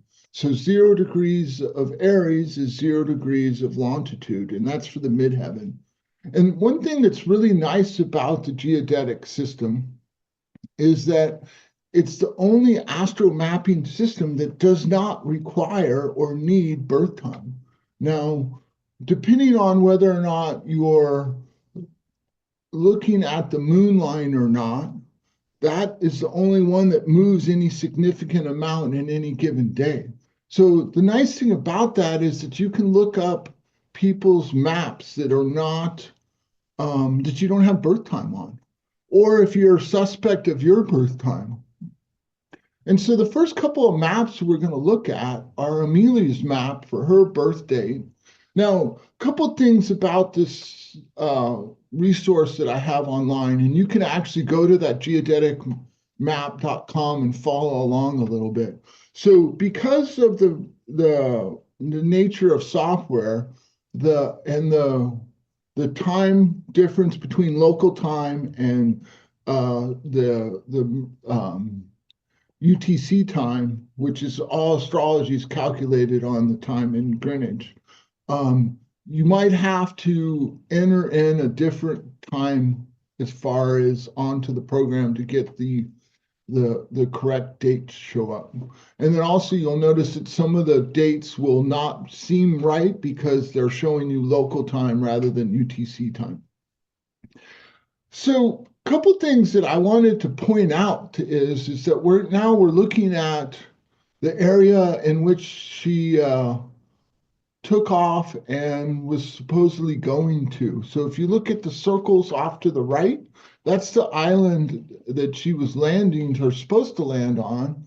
And then in Papua New Guinea is where she was taking off from. And a bunch of things from a geodetic perspective pop out. And the first one is that if you look at that moon line, which in her birth chart, the moon is the most aspected planet. And one way of looking at the most aspected planet is there's a lot of turmoil there. But there's a bunch of descendant lines there. The moon, Pluto, Venus, and Neptune are all sitting right there in the area in which she was flying through on her last fatal flight. And so from the significance of the geodetic map, this area is super powerful for her. And then also there's a lot of controversial whether or not she was getting the right information from her navigator, from other people, and all this stuff, and getting lost. And it doesn't take a large leap to go from the Neptune descendant line to getting misinformation from people and getting lost. And so if you look at that blue line there, that is her Neptune descendant line at the area where she was flying on her last flight. So if you go to the next slide for me.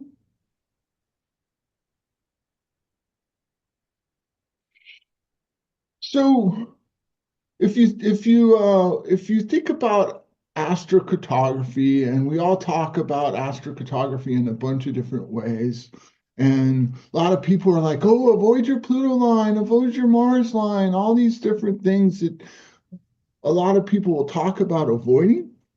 And I'm not a big proponent to just categorically avoiding a line, depending on who you are. Some people thrive. I know a lot of people that thrive under their Pluto lines. But the one thing that was kind of interesting is that she's got that moon line, the Pluto line, and then the least aspected planets in her chart are the Saturn Uranus line that are right there too. And so again, this is kind of an area that she's got a ton of energy, and it's also an area that she's, ended up losing her life. And with all that Gemini energy in her chart, being a Gemini moon, myself, we can kind of be overly ambitious sometimes and kind of get ahead of ourselves, and it's interesting to see that she kind of went down on that line, as her last flight. Next slide, please.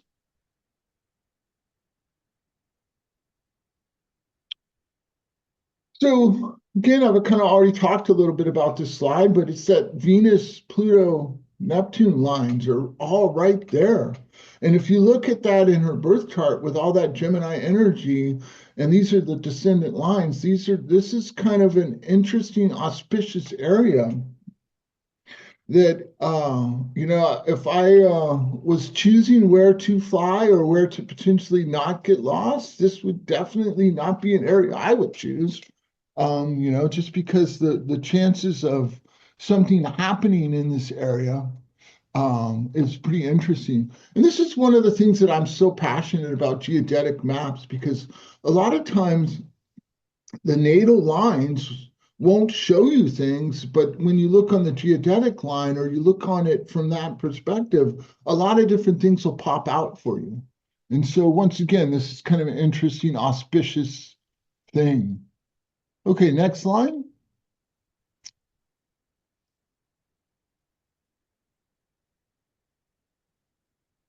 So we got that Mars and Jupiter midheaven line as well right there.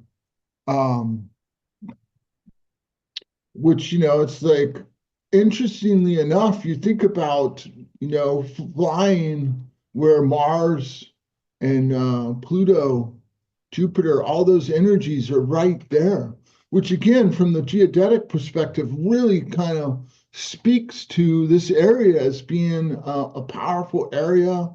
From the geodetic perspective, it's kind of no doubt that, it's interesting that she ended up having trouble here. Next slide, please. All right, so this is where the geodetics shines. This is actually Fred's map. And a couple things I want to just talk about, because we do not have Fred's birth time. None of the other mapping systems will show you much, but if you look at it from this map, you'll notice, first of all, we got that Mars, Pluto, and Neptune sitting right there. Also, Mercury is the most aspected planet. Mercury, Venus, Mars, Saturn, Neptune, Pluto. All these planets are super aspected in his chart. And the Mercury is sitting right there as well. So this, again, will give you a lot of information that other systems will not let you do. And if you're into geeking out on astrology, which I am guilty of, the geodetic mapping system that you can actually look up dates going way back. I want to say I'm back into the 1600s on this system, that you can look up any dates for different events. And in my class, we'll be doing a lot of research on this and talk about this. All right, next slide, please. Okay, so this is the actual map of the transiting day. Now you'll notice that the date says July 1st. This again is because I'm doing this in California. My local time is a day before the actual time of her flight. So once again, we're looking at the Mars and the Sun being the most aspected planets. And then also, again, a big Neptune signature right there again. So once again, even on the actual transiting day, this is kind of speaks to a lot of energy. Once again, next slide. Okay, so I want to talk a little bit about a system that I have been developing, which works off of the actual location of your self or whatever you're looking up, and corresponding that to the geodetic position. And so you can take the longitude of your location and convert that to an astrological degree. And so for those of you that are into math, I kind of showed some of the math. And for those of you that are not into math, I'll just explain to you that basically I take the longitude of the where she took off and convert that to an astrological signature. And I took the longitude of Holland Island and I converted that to another astrological signature, and that's 27 degrees Leo and 4 degrees Libra. And so next slide, please.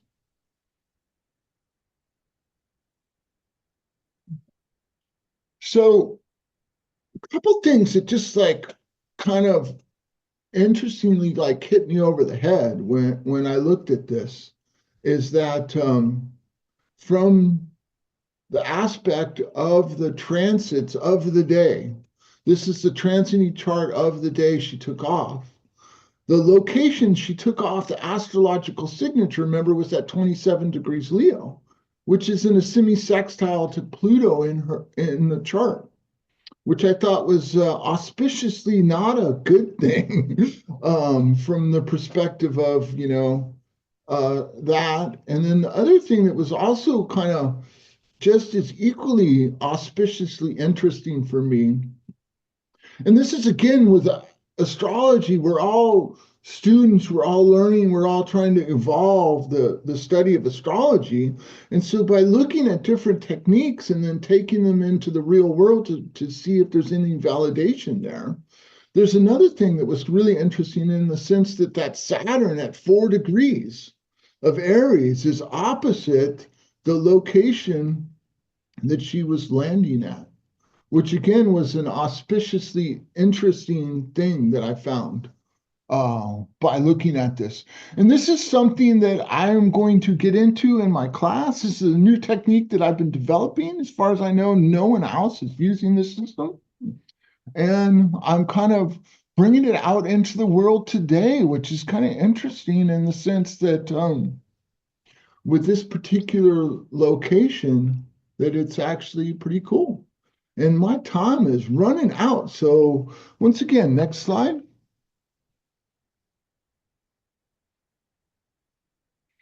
So here's the Sabian symbols of those two locations. Next slide.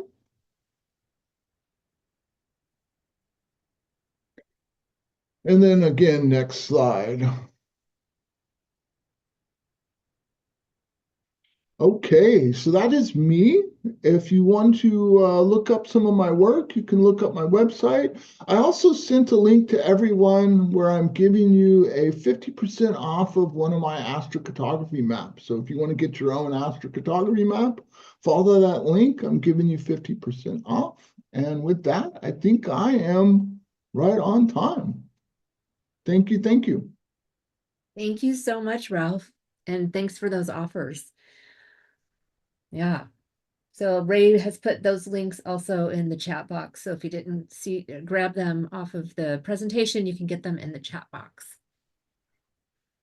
Okay, we are moving on to our next presenter, our last presenter, and then we'll have some panel time where we can have questions for all of our panelists. Joseph Milnes is the Chief Executive Officer, founder, creator, and lead software developer of the astrologeeks.com astrology software platform. He specializes in astronomy, astrocartography, and compass astrology within the field of astromapping, including astronomical mathematics. His love for astrology began when he was only 6 years old and began studying the subject at age 15. His study of software programming and graphic design also began at the same time, including studying the performing arts such as vocal performance, music theory, and digital music production. You can find Joseph at astrologeeks.com, and he's going to use an horary chart, which was a new thing for me. It was really interesting to see this chart, and he's going to tell you a little bit more about what that chart is as well. So Joseph, are you ready to go? I am. Okay. All right. So I had a special challenge with this one, and that's to remain almost as completely astronomical as possible, not relying so much on zodiac signs and conditions. So we're going to focus mostly on the astronomy and geospatial astrology of Amelia Earhart and her final flight. We can go on to the next slide, please. So I want to preface with this concept that astrology is really a four-dimensional thing. We tend to forget that we're working with 3D space. That's height, width, and depth. And the fourth dimension in astrology is, of course, time. Time is an important variable. So, if you were the center of the universe via experience, then in a 3D perspective, planetary distance in relation to the subject matter, which is you, is very important. It really matters. And the best way to look at planetary distance visually is from an orrery chart. And an orrery is a model of the solar system that shows the positions of the planets along their orbits around the sun. So not so much a heliocentric view where it's a perfect circle, but the a scale version of the solar system. And so orrery charts make it easier for us to see angular planetary conjunctions, occultations, and distance of planets in relation to Earth. Next slide. So I'll be looking at two charts primarily in this. Just wanted to keep it simple because there's only two really important times that I'm interested in, and this is the pilot herself of her own, of her own ship, of her own plane, Amelia, her natal chart, and she was born on July 24th, 1897 at 11:30 p.m. in Atchison, Kansas.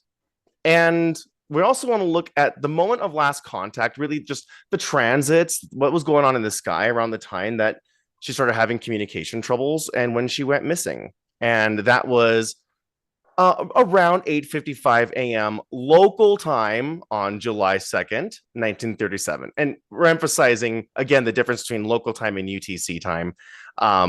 There's some nuances, so bear with me here. It's 8:55 local time in Howland Island, and I'm looking at Howland Island because as the location primarily because that's where she was supposed to go. That was her, supposed to be her main stop before heading back to the U.S. And there's even a lighthouse there, and there's some significance obviously in where this place is, and we know that really somewhere in the Pacific Ocean is where she went off, after departing New Guinea to Howland. So that's the general region we're looking at. Next slide. So this is Amelia Earhart's orrery chart, and this is her natal placement. So first thing I really look at when looking at the astronomy is looking at the red zone, right? Or the area in which the planet is behind the sun from Earth's point of view in regards to distance. So we can see that Earth is the third ring around the, from the center, and it's close to that August time frame here. And if you look, just kind of like you're looking straight forward, right? There's the sun, and then behind it to the left is Mercury. And so Mercury is really the only planet that we can see, as far as the inner planets for sure, that is behind the sun, right? And I liken this as being that the signal is farther away from that planet and its light is outshined by the sun. Because generally, when a planet is behind the sun, it tends to be in apogee. So it's at its furthest places generally from Earth.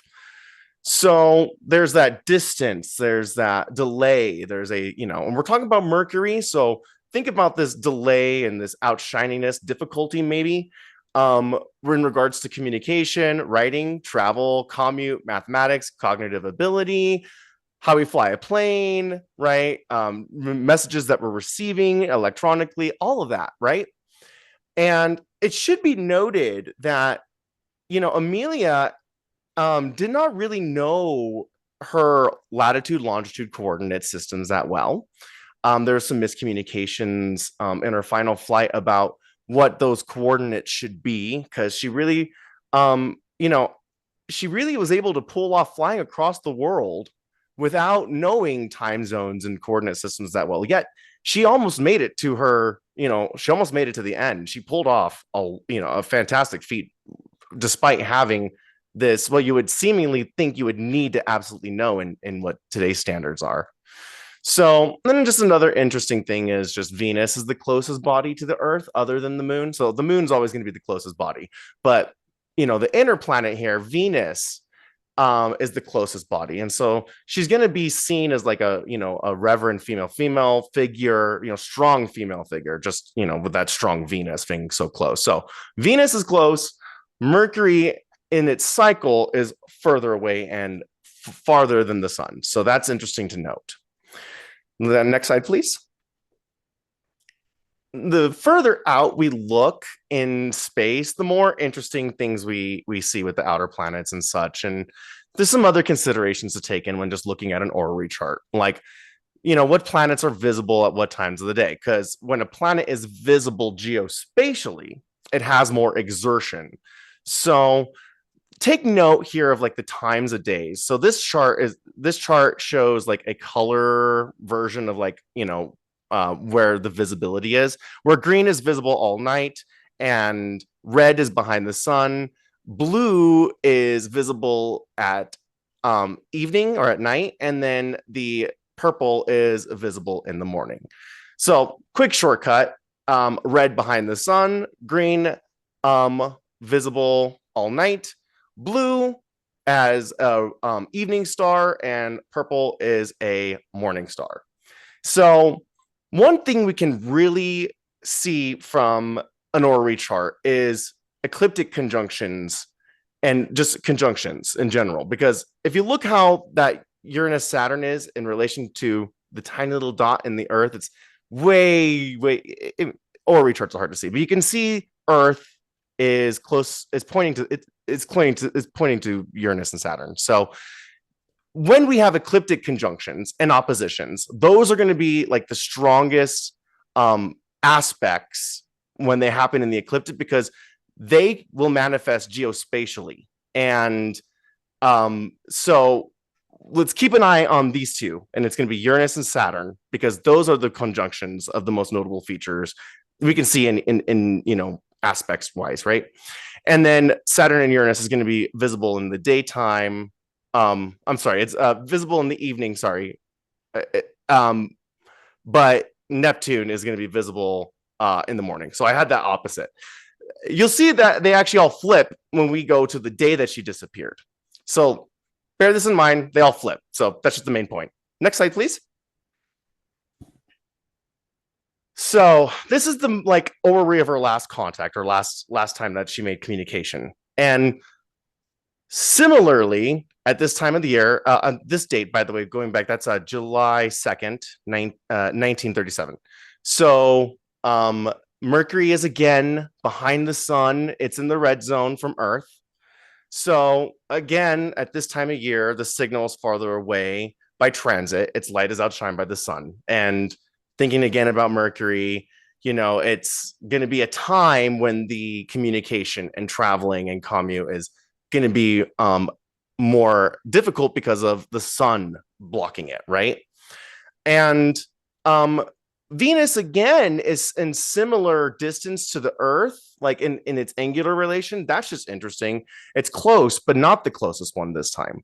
I just think that it's important because it's making a natal, like, repeated theme, and that's just interesting to see that happening in the sky, happening in space. Really, it's almost like she's at her most self, so to speak, with these themes repeating, right? Very comfortable in her element, right?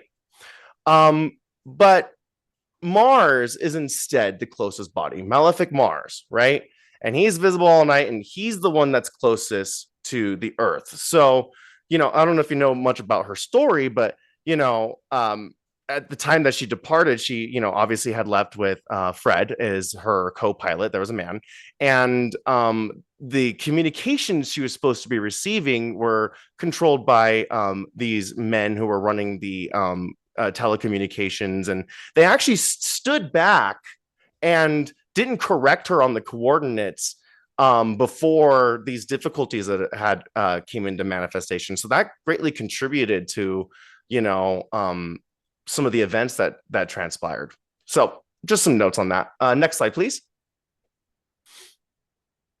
And then here we can see that, the script has been flipped, where, Jupiter's flipped, Saturn, Uranus have flipped, and Neptune have switched. So, forgive me on my on one other day or night, but they're just flipped. So it's almost like as if, while she's also comfortable in her own place, there's also a lot of difficulty because everything's topsy-turvy, right? So you can see it's just from the orrery, that things are just interesting. They're being lit up. Now, how does this work geospatially? Let's take a look at the next slide. So I want to talk about geospatial astrology and why that is a coined term. So it's an adjective related to geography. And so the Webster Dictionary definition is this: relating to or donating to data, or denoting data that is associated with a particular location. So geospatial astrology is the astrology of the location, right? There's going to be some numbers to that. And so compass astrology, local space astrology, these both utilize geospatial data. Geospatial data includes altitude and azimuth and cardinal directions, north, south, east, and west. Altitude and azimuth in astronomy, astrology, that's the height, or like the altitude, right? How high above you the planet is, that's altitude. And azimuth is the planet in a circle around you, or like, around you, north, south, east, or west. So that's azimuth. So that's, if you look left or right, north or south, that's how you get azimuth. And of course, that's, how it leads into cardinal directions. So the idea about geospatial astrology is that the sky around you appears differently across locations. It's never really the same anywhere else on the Earth. And this applies to the natal chart, and this applies to transits. So next slide, please. So geospatial altitude matters. Altitude is, again, measured from 0 to positive and negative 90 degrees. So altitudes closer to 0 are going to be closer to the horizon, angular, right? And that's what astrocartography shows us. They show us when basically the planet is at a 0 altitude. That's when it's angular on the ascendant descendant. Negative altitude is below the horizon. So negative 90 would be the nadir, and positive altitude, up to positive 90 is the zenith. So above is like a push and below is like a pull. That's the way I can liken it when we're talking about planetary altitude. And so maybe the easiest way to say it is that maybe generally speaking, the higher the altitude, the closer it is to the midheaven. Though not generally true, not specifically true. The zenith is the place where you'll see the altitude reach 90 degrees and be on the midheaven. So those are going to be super significant points on the map. But generally speaking, we're looking at who's got the higher altitude. Okay. Next slide, please. Okay.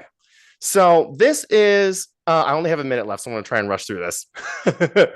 This is her natal compass, Amelia's, and she was born, this is from Kansas' point of view, where she was born in Atchison. And so really, dotted lines mean they're below the horizon, and straight lines mean they're above the horizon. Okay. And the closer, in this 3D compass, the closer a planet is to the center, the point is closer to the zenith, and therefore closer to the midheaven. And the closer it is to the edge, the closer they are to the horizon, so to speak.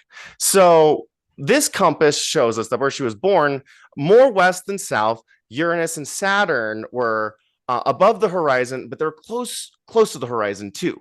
But they're the only ones that are above. So the compass points the way, right? So let's just follow a clue. Now, this phenomenon can happen with any planet. If you follow them, they'll all eventually come up above, the horizon and point to that planet.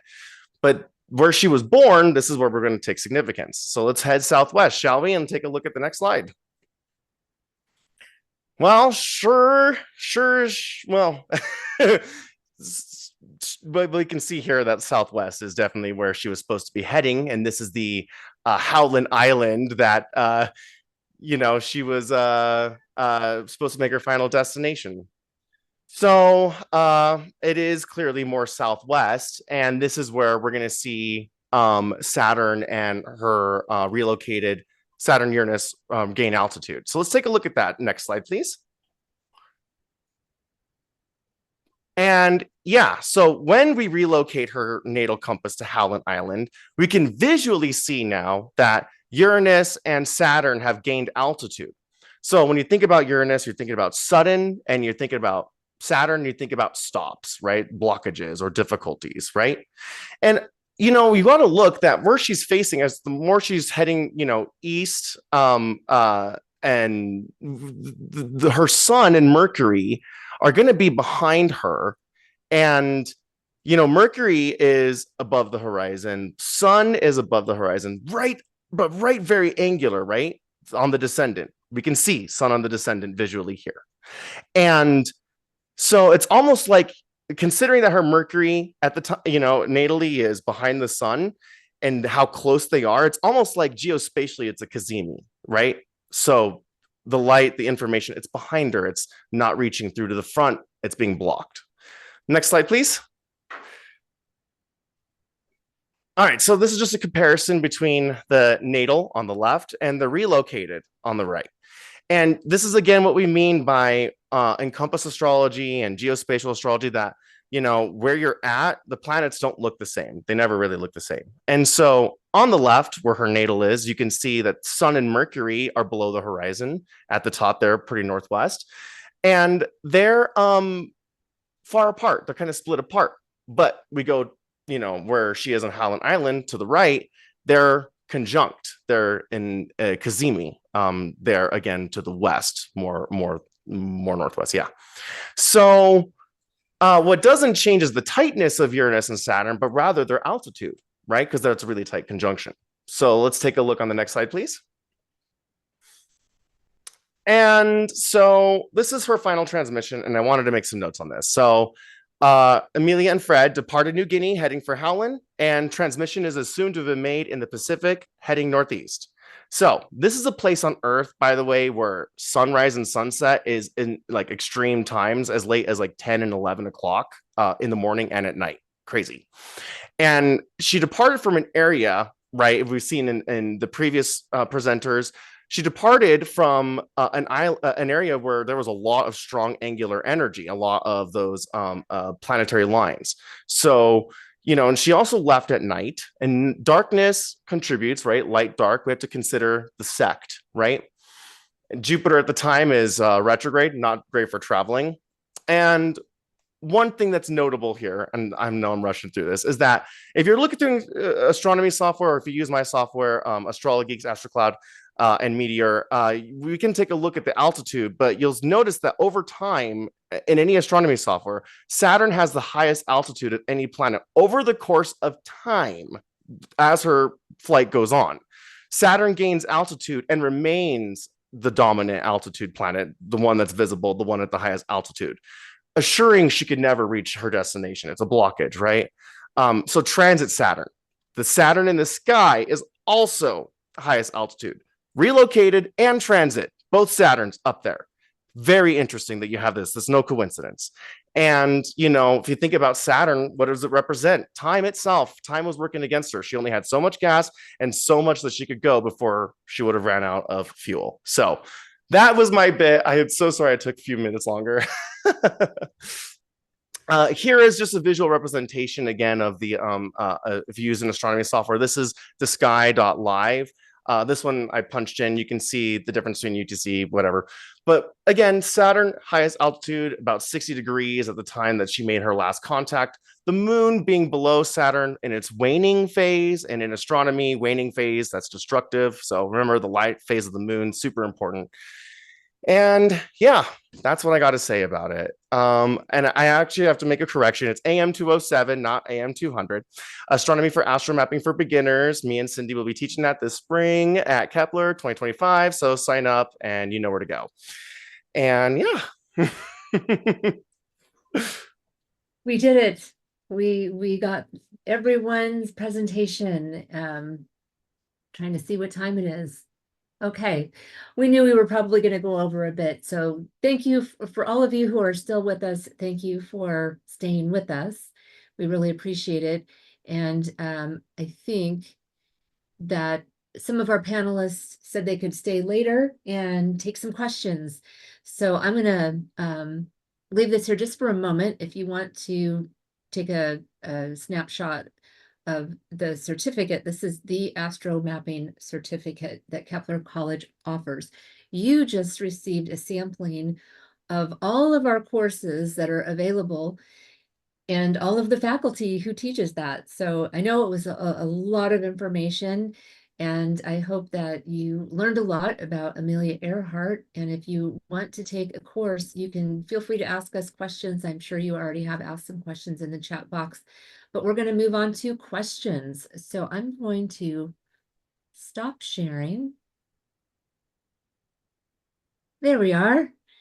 And I'm going to start looking through this Q&A. Oh, thanks for the hearts. Let's see. Karen already answered. So some of these questions have been answered. We tried to answer as many as we could as we were going, so hopefully we got all the questions. Oh, good. Okay. Well, thank you for that. So then, great. Then let's move on to some panel conversations. So one of the things we thought we would talk about, based on all the information that's been presented for you here today, is considering Amelia Earhart's chart, her local space chart, the geodetic charts, the natal charts, all that you've seen. We're really talking about a woman who made some pretty amazing accomplishments in her time, in her very young time. She passed, or her plane disappeared just before her 40th birthday. So the time was a period when women didn't have many experiences like Amelia Earhart. So the discussion topic was a woman in a man's world. And we had already started this in our pre-planning meeting, and we said, oh, this is such a great conversation. Let's take it to the group. So I will turn it over to the panel to talk about Amelia's chart, her accomplishments, and being a woman who at that time was really existing in a man's world. I actually wanted to comment that the person I was talking to knows astrology, but, like not teaching or anything, but they know astrology. And I told them we were doing Amelia's chart, and her comment was like, this was not astrology related. They in their discussions, they thought that Amelia was the Captain Marvel, the woman, Captain Marvel, like that she was mirrored after Amelia. And I thought, wow, what a great, she accomplished so much. And then to make this beautiful character, this strong woman character after her, I thought was really fantastic. So that was an interesting sort of synchronistic moment I had before we did everything here. So I was impressed. Yeah. I hadn't heard that before, but that makes sense. Being a woman in what I say is a man's world, some places are more of a man's world than others, but in the 1930s, as Amelia grew up, it really was a man's world. And it was so out of place for a female to be doing things that are quote unquote male oriented, like piloting. But she was such a free spirit. I like how Maya delineated that in the chart. All the panelists actually did an amazing job delineating that. And if you read more of her biography, you actually see that she's someone who cannot be told what to do. And I also see she has that Uranus and Saturn in her 7th house. So she needs that independence, even when it came to relationships. Interestingly, that was like the deal that she made with George Putnam, so to speak, as far as we'll be an equal partnership, not husband and wife. And it wasn't as a business deal. It was more that she needed to do what she needed to do. Also, interestingly, he was about 10 years older. That could represent the Saturn in her 7th house. And the fact that it was kind of an unusual pairing. It was just if you look at her, she came from a farm in Kansas, and there she is hobnobbing and marrying old money from New York. So definitely, to your point, Lori, 100%, I agree with you with that. It makes me think about how in that time she normally or typically would have been Mrs. Putnam, but she was Amelia Earhart.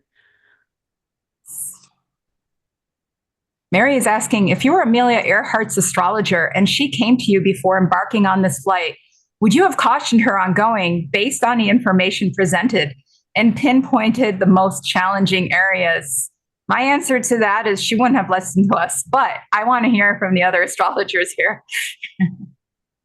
As I mentioned during the presentation, I became so impressed by who she was and what she accomplished. And I think it's amazing. And I definitely ran out of time, at the end of my presentation, and I honored our 15-minute time agreement and didn't go on. But I had some real details on the search and rescue mission. And this guy that was the captain, Thompson, the captain of the ship Itasca, they really didn't treat her well.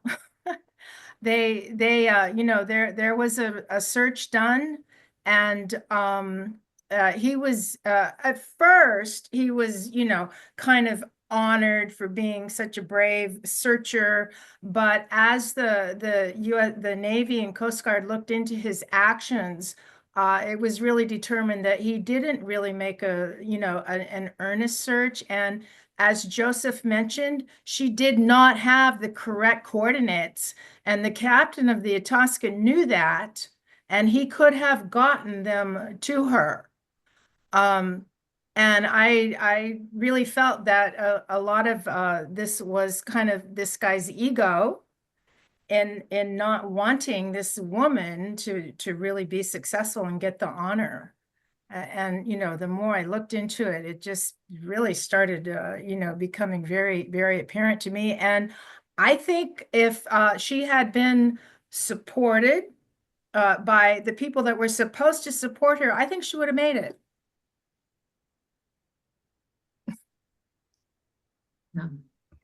And to further that question that Cindy had brought up, I think that as astrocartographers, astromappers, that we probably would have looked at all of the communication things and made sure that she had proper communication in place, looking at that Neptune line, saying, don't want you to get lost in this area. Are you prepared for this?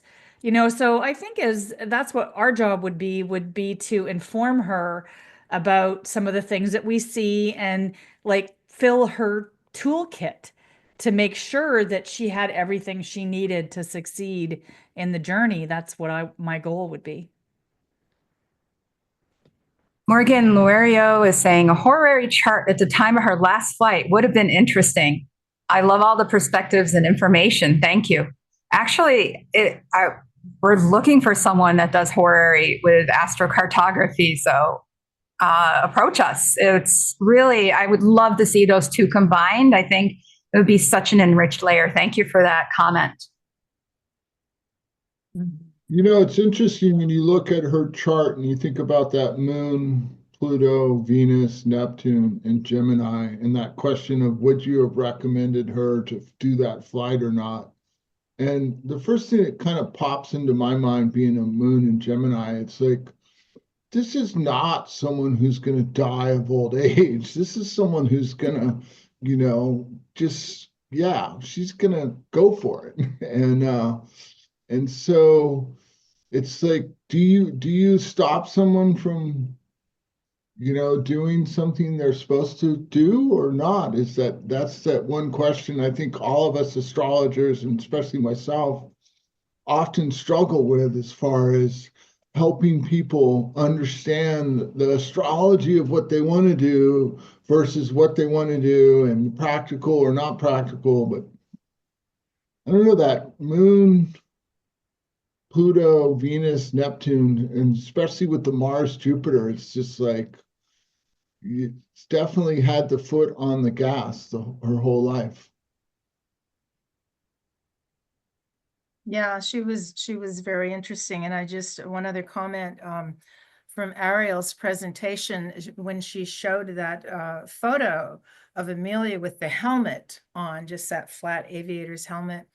I found an old book. I got it at an antique bookstore in when I lived in California, and it's from the 1930s, and it was written right after Pluto was discovered. And they talked about in the mythology of Pluto wearing that type of a helmet. And you know, I saw that and I was like, that, you know, it just reminded me of the Pluto helmet. Rita What was- is, oh, go ahead. I was gonna say, what was the name of her plane? It was the Electra what? The Electra was an Electra. It was a Lockheed Electra. Isn't that Lock, Uranus, Saturn, right? yeah, Lock Yeah. and Electra, and that's Uranus. Yeah. Yeah. I That- would also add that in declination, Pluto was parallel her ascendant. So that's like Mhm. having a Pluto conjunct the ascendant. Yeah. Rita is Which may have to do with so many of her firsts, you know, being first in so many ways. I also wanted to add that certainly the 1930s were a male white dominated time, but that didn't end then. It was still that way in the 70s. Even in the 70s, women could not get a loan from a bank or buy property or have a credit card. So it was much longer than just the 30s that went on. I saw Look- something recently that said that it was in Canada that as a woman, you could not get a business loan. I think it was 1985. It might have been 1984 without a man's signature. And that enraged me, actually. I was like, what? Are you kidding me? It's crazy about that, you know, and the obstacles these women in those time periods had to overcome to be a woman pilot, to be a woman at the forefront. She needed that Pluto on her ascendant, or the, you know, the conjunction connection there, just to do the things that she did to, you know, to overcome all of those obstacles. So we have to honor, you know, these She people. was very brave, and I think that she was more competent maybe than she was given credit for being. You know, even her having short hair for that time was considered outlandish. And the only reason she was able to get away with having it is because she was a pilot, which was also outlandish. But a lot of suggestions to her were like, you don't really have to have your hair short just because you fly planes. You could tie it back. I mean, it was a really very defined time of what your role was as a female in the world. That's what's amazing about her, is that she has a, you know, this ninth house whole sign midheaven. Nothing could keep her out of the skies. It doesn't matter if she didn't know her, you know, longitude. It doesn't matter if she didn't know time zones. She made that happen in a time really against all the grain, where all the circumstances were not in her favor as far as being a woman, being a pilot, just all of it. She still made it happen. Nothing could keep her out of the skies. And you know, I think that if you look at maybe in another way, that sun on the descendant line, that's got a lot to do with the men having a lot to do with the final destination. You know, they could have stepped in, they could have helped, but I think we all can suspect that is either ego or sabotage. And, you know, all you have to do is just not help somebody. And that's the equivalent of sabotage. I think they were just jealous of her, that she was a woman who was doing all this and they couldn't. And That was my conclusion also. I also would comment that not only was it difficult for women in general, but it was twice as difficult for women in minority groups. Think of Bessie Coleman. She had to go to Paris, to France, to get training as a pilot. Nobody would allow her to study that in the United States. So, and that was the same time period. Karen, didn't you say that Amelia went to Canada for some flight? Somebody said, I said it. Oh yeah, Cindy, she went to Canada for some flight instruction. So I wonder if that was one of the problems that she was having, that they didn't want to teach her, so she had to get some flight instruction in Canada. I think that's where she learned about the panels on the plane. And interestingly enough, now keep in mind that she was married to one of the best promoters in the whole world. And what he did is he wrote a biography about her and he sanitized some of her past. So there are some indications that her being the solo female within these or amongst this environment of men in some ways sometimes worked in her favor, and that sometimes she worked it in her favor as well. So one of the indications of that was the plane that she bought. And she came from poverty. Her father was an alcoholic. That separation that happened when she was young. How could she afford a plane?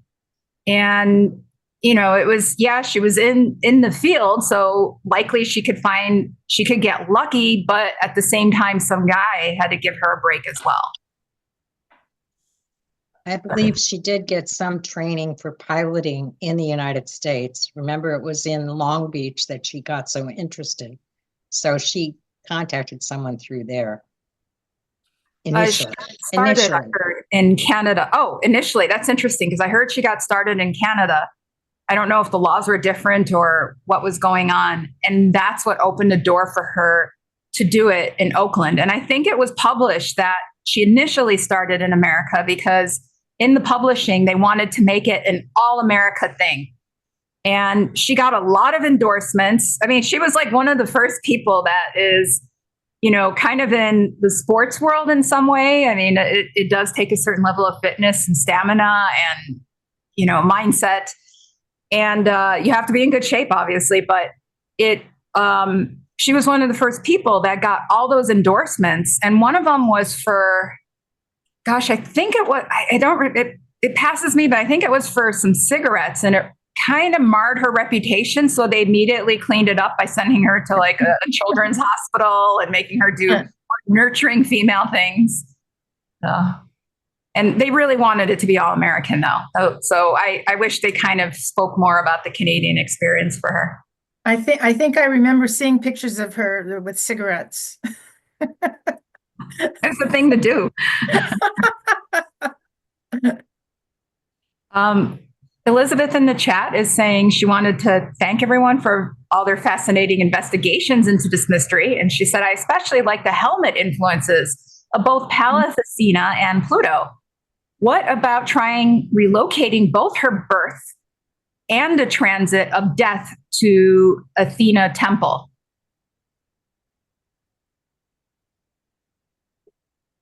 Anybody that is working on it? What do you guys think? No, but what we could do is we could look to see, like, are any of her local space lines connected to any of the temples or wonders of the world? That's something that I think is a really interesting thing to do for, like, everybody should do that. Just like, where do your local space lines go across the world? And are you getting any power from, direct connection, direct power from these places? So I will look at that for sure. Christina saying she's an icon, a household name, a modern goddess, pioneer for the age. Without the mystery of her disappearance, would this still be so? I could see her soul selecting this calling. Someone was mentioning in the chat something about Jupiter making a transit. I think it's one of the angles. So imagine maybe we are getting called to speak of her. And in 2023, there was a movie made of her. It had Richard Gere as George Putnam and oh gosh, I forgot it was a top tier Hollywood actress that played her. It's all sensationalized. I watched it. It's nice if you want to see a Hollywood movie, meaning there is a lot of fiction to it. But there's a lot of documentaries there about her if you want to get the real Amelia. Thank you for that, Christina. I think they're saying that transit Jupiter is conjunct her moon, her Gemini moon. Oh, that would make sense, especially since we're talking from the female angle. Yeah. Rita, I don't know what her question is. Advising her, would a synergy chart with Thomson be helpful? I'll go ahead and take that on because I've been talking about him. I was going to type the answer. I think it would be helpful, and even absolutely a synergy chart. I didn't have the time to research if I could even find his birth information, but I was very, very interested in finding it. But I think it would be quite revealing. Yeah.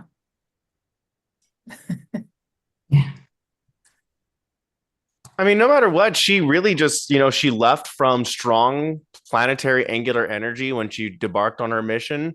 And then by the time she crossed that, some more of that strong angular energy, her plane literally like crashed and, got wrecked. She made it through that. Like, who makes it through a plane crash?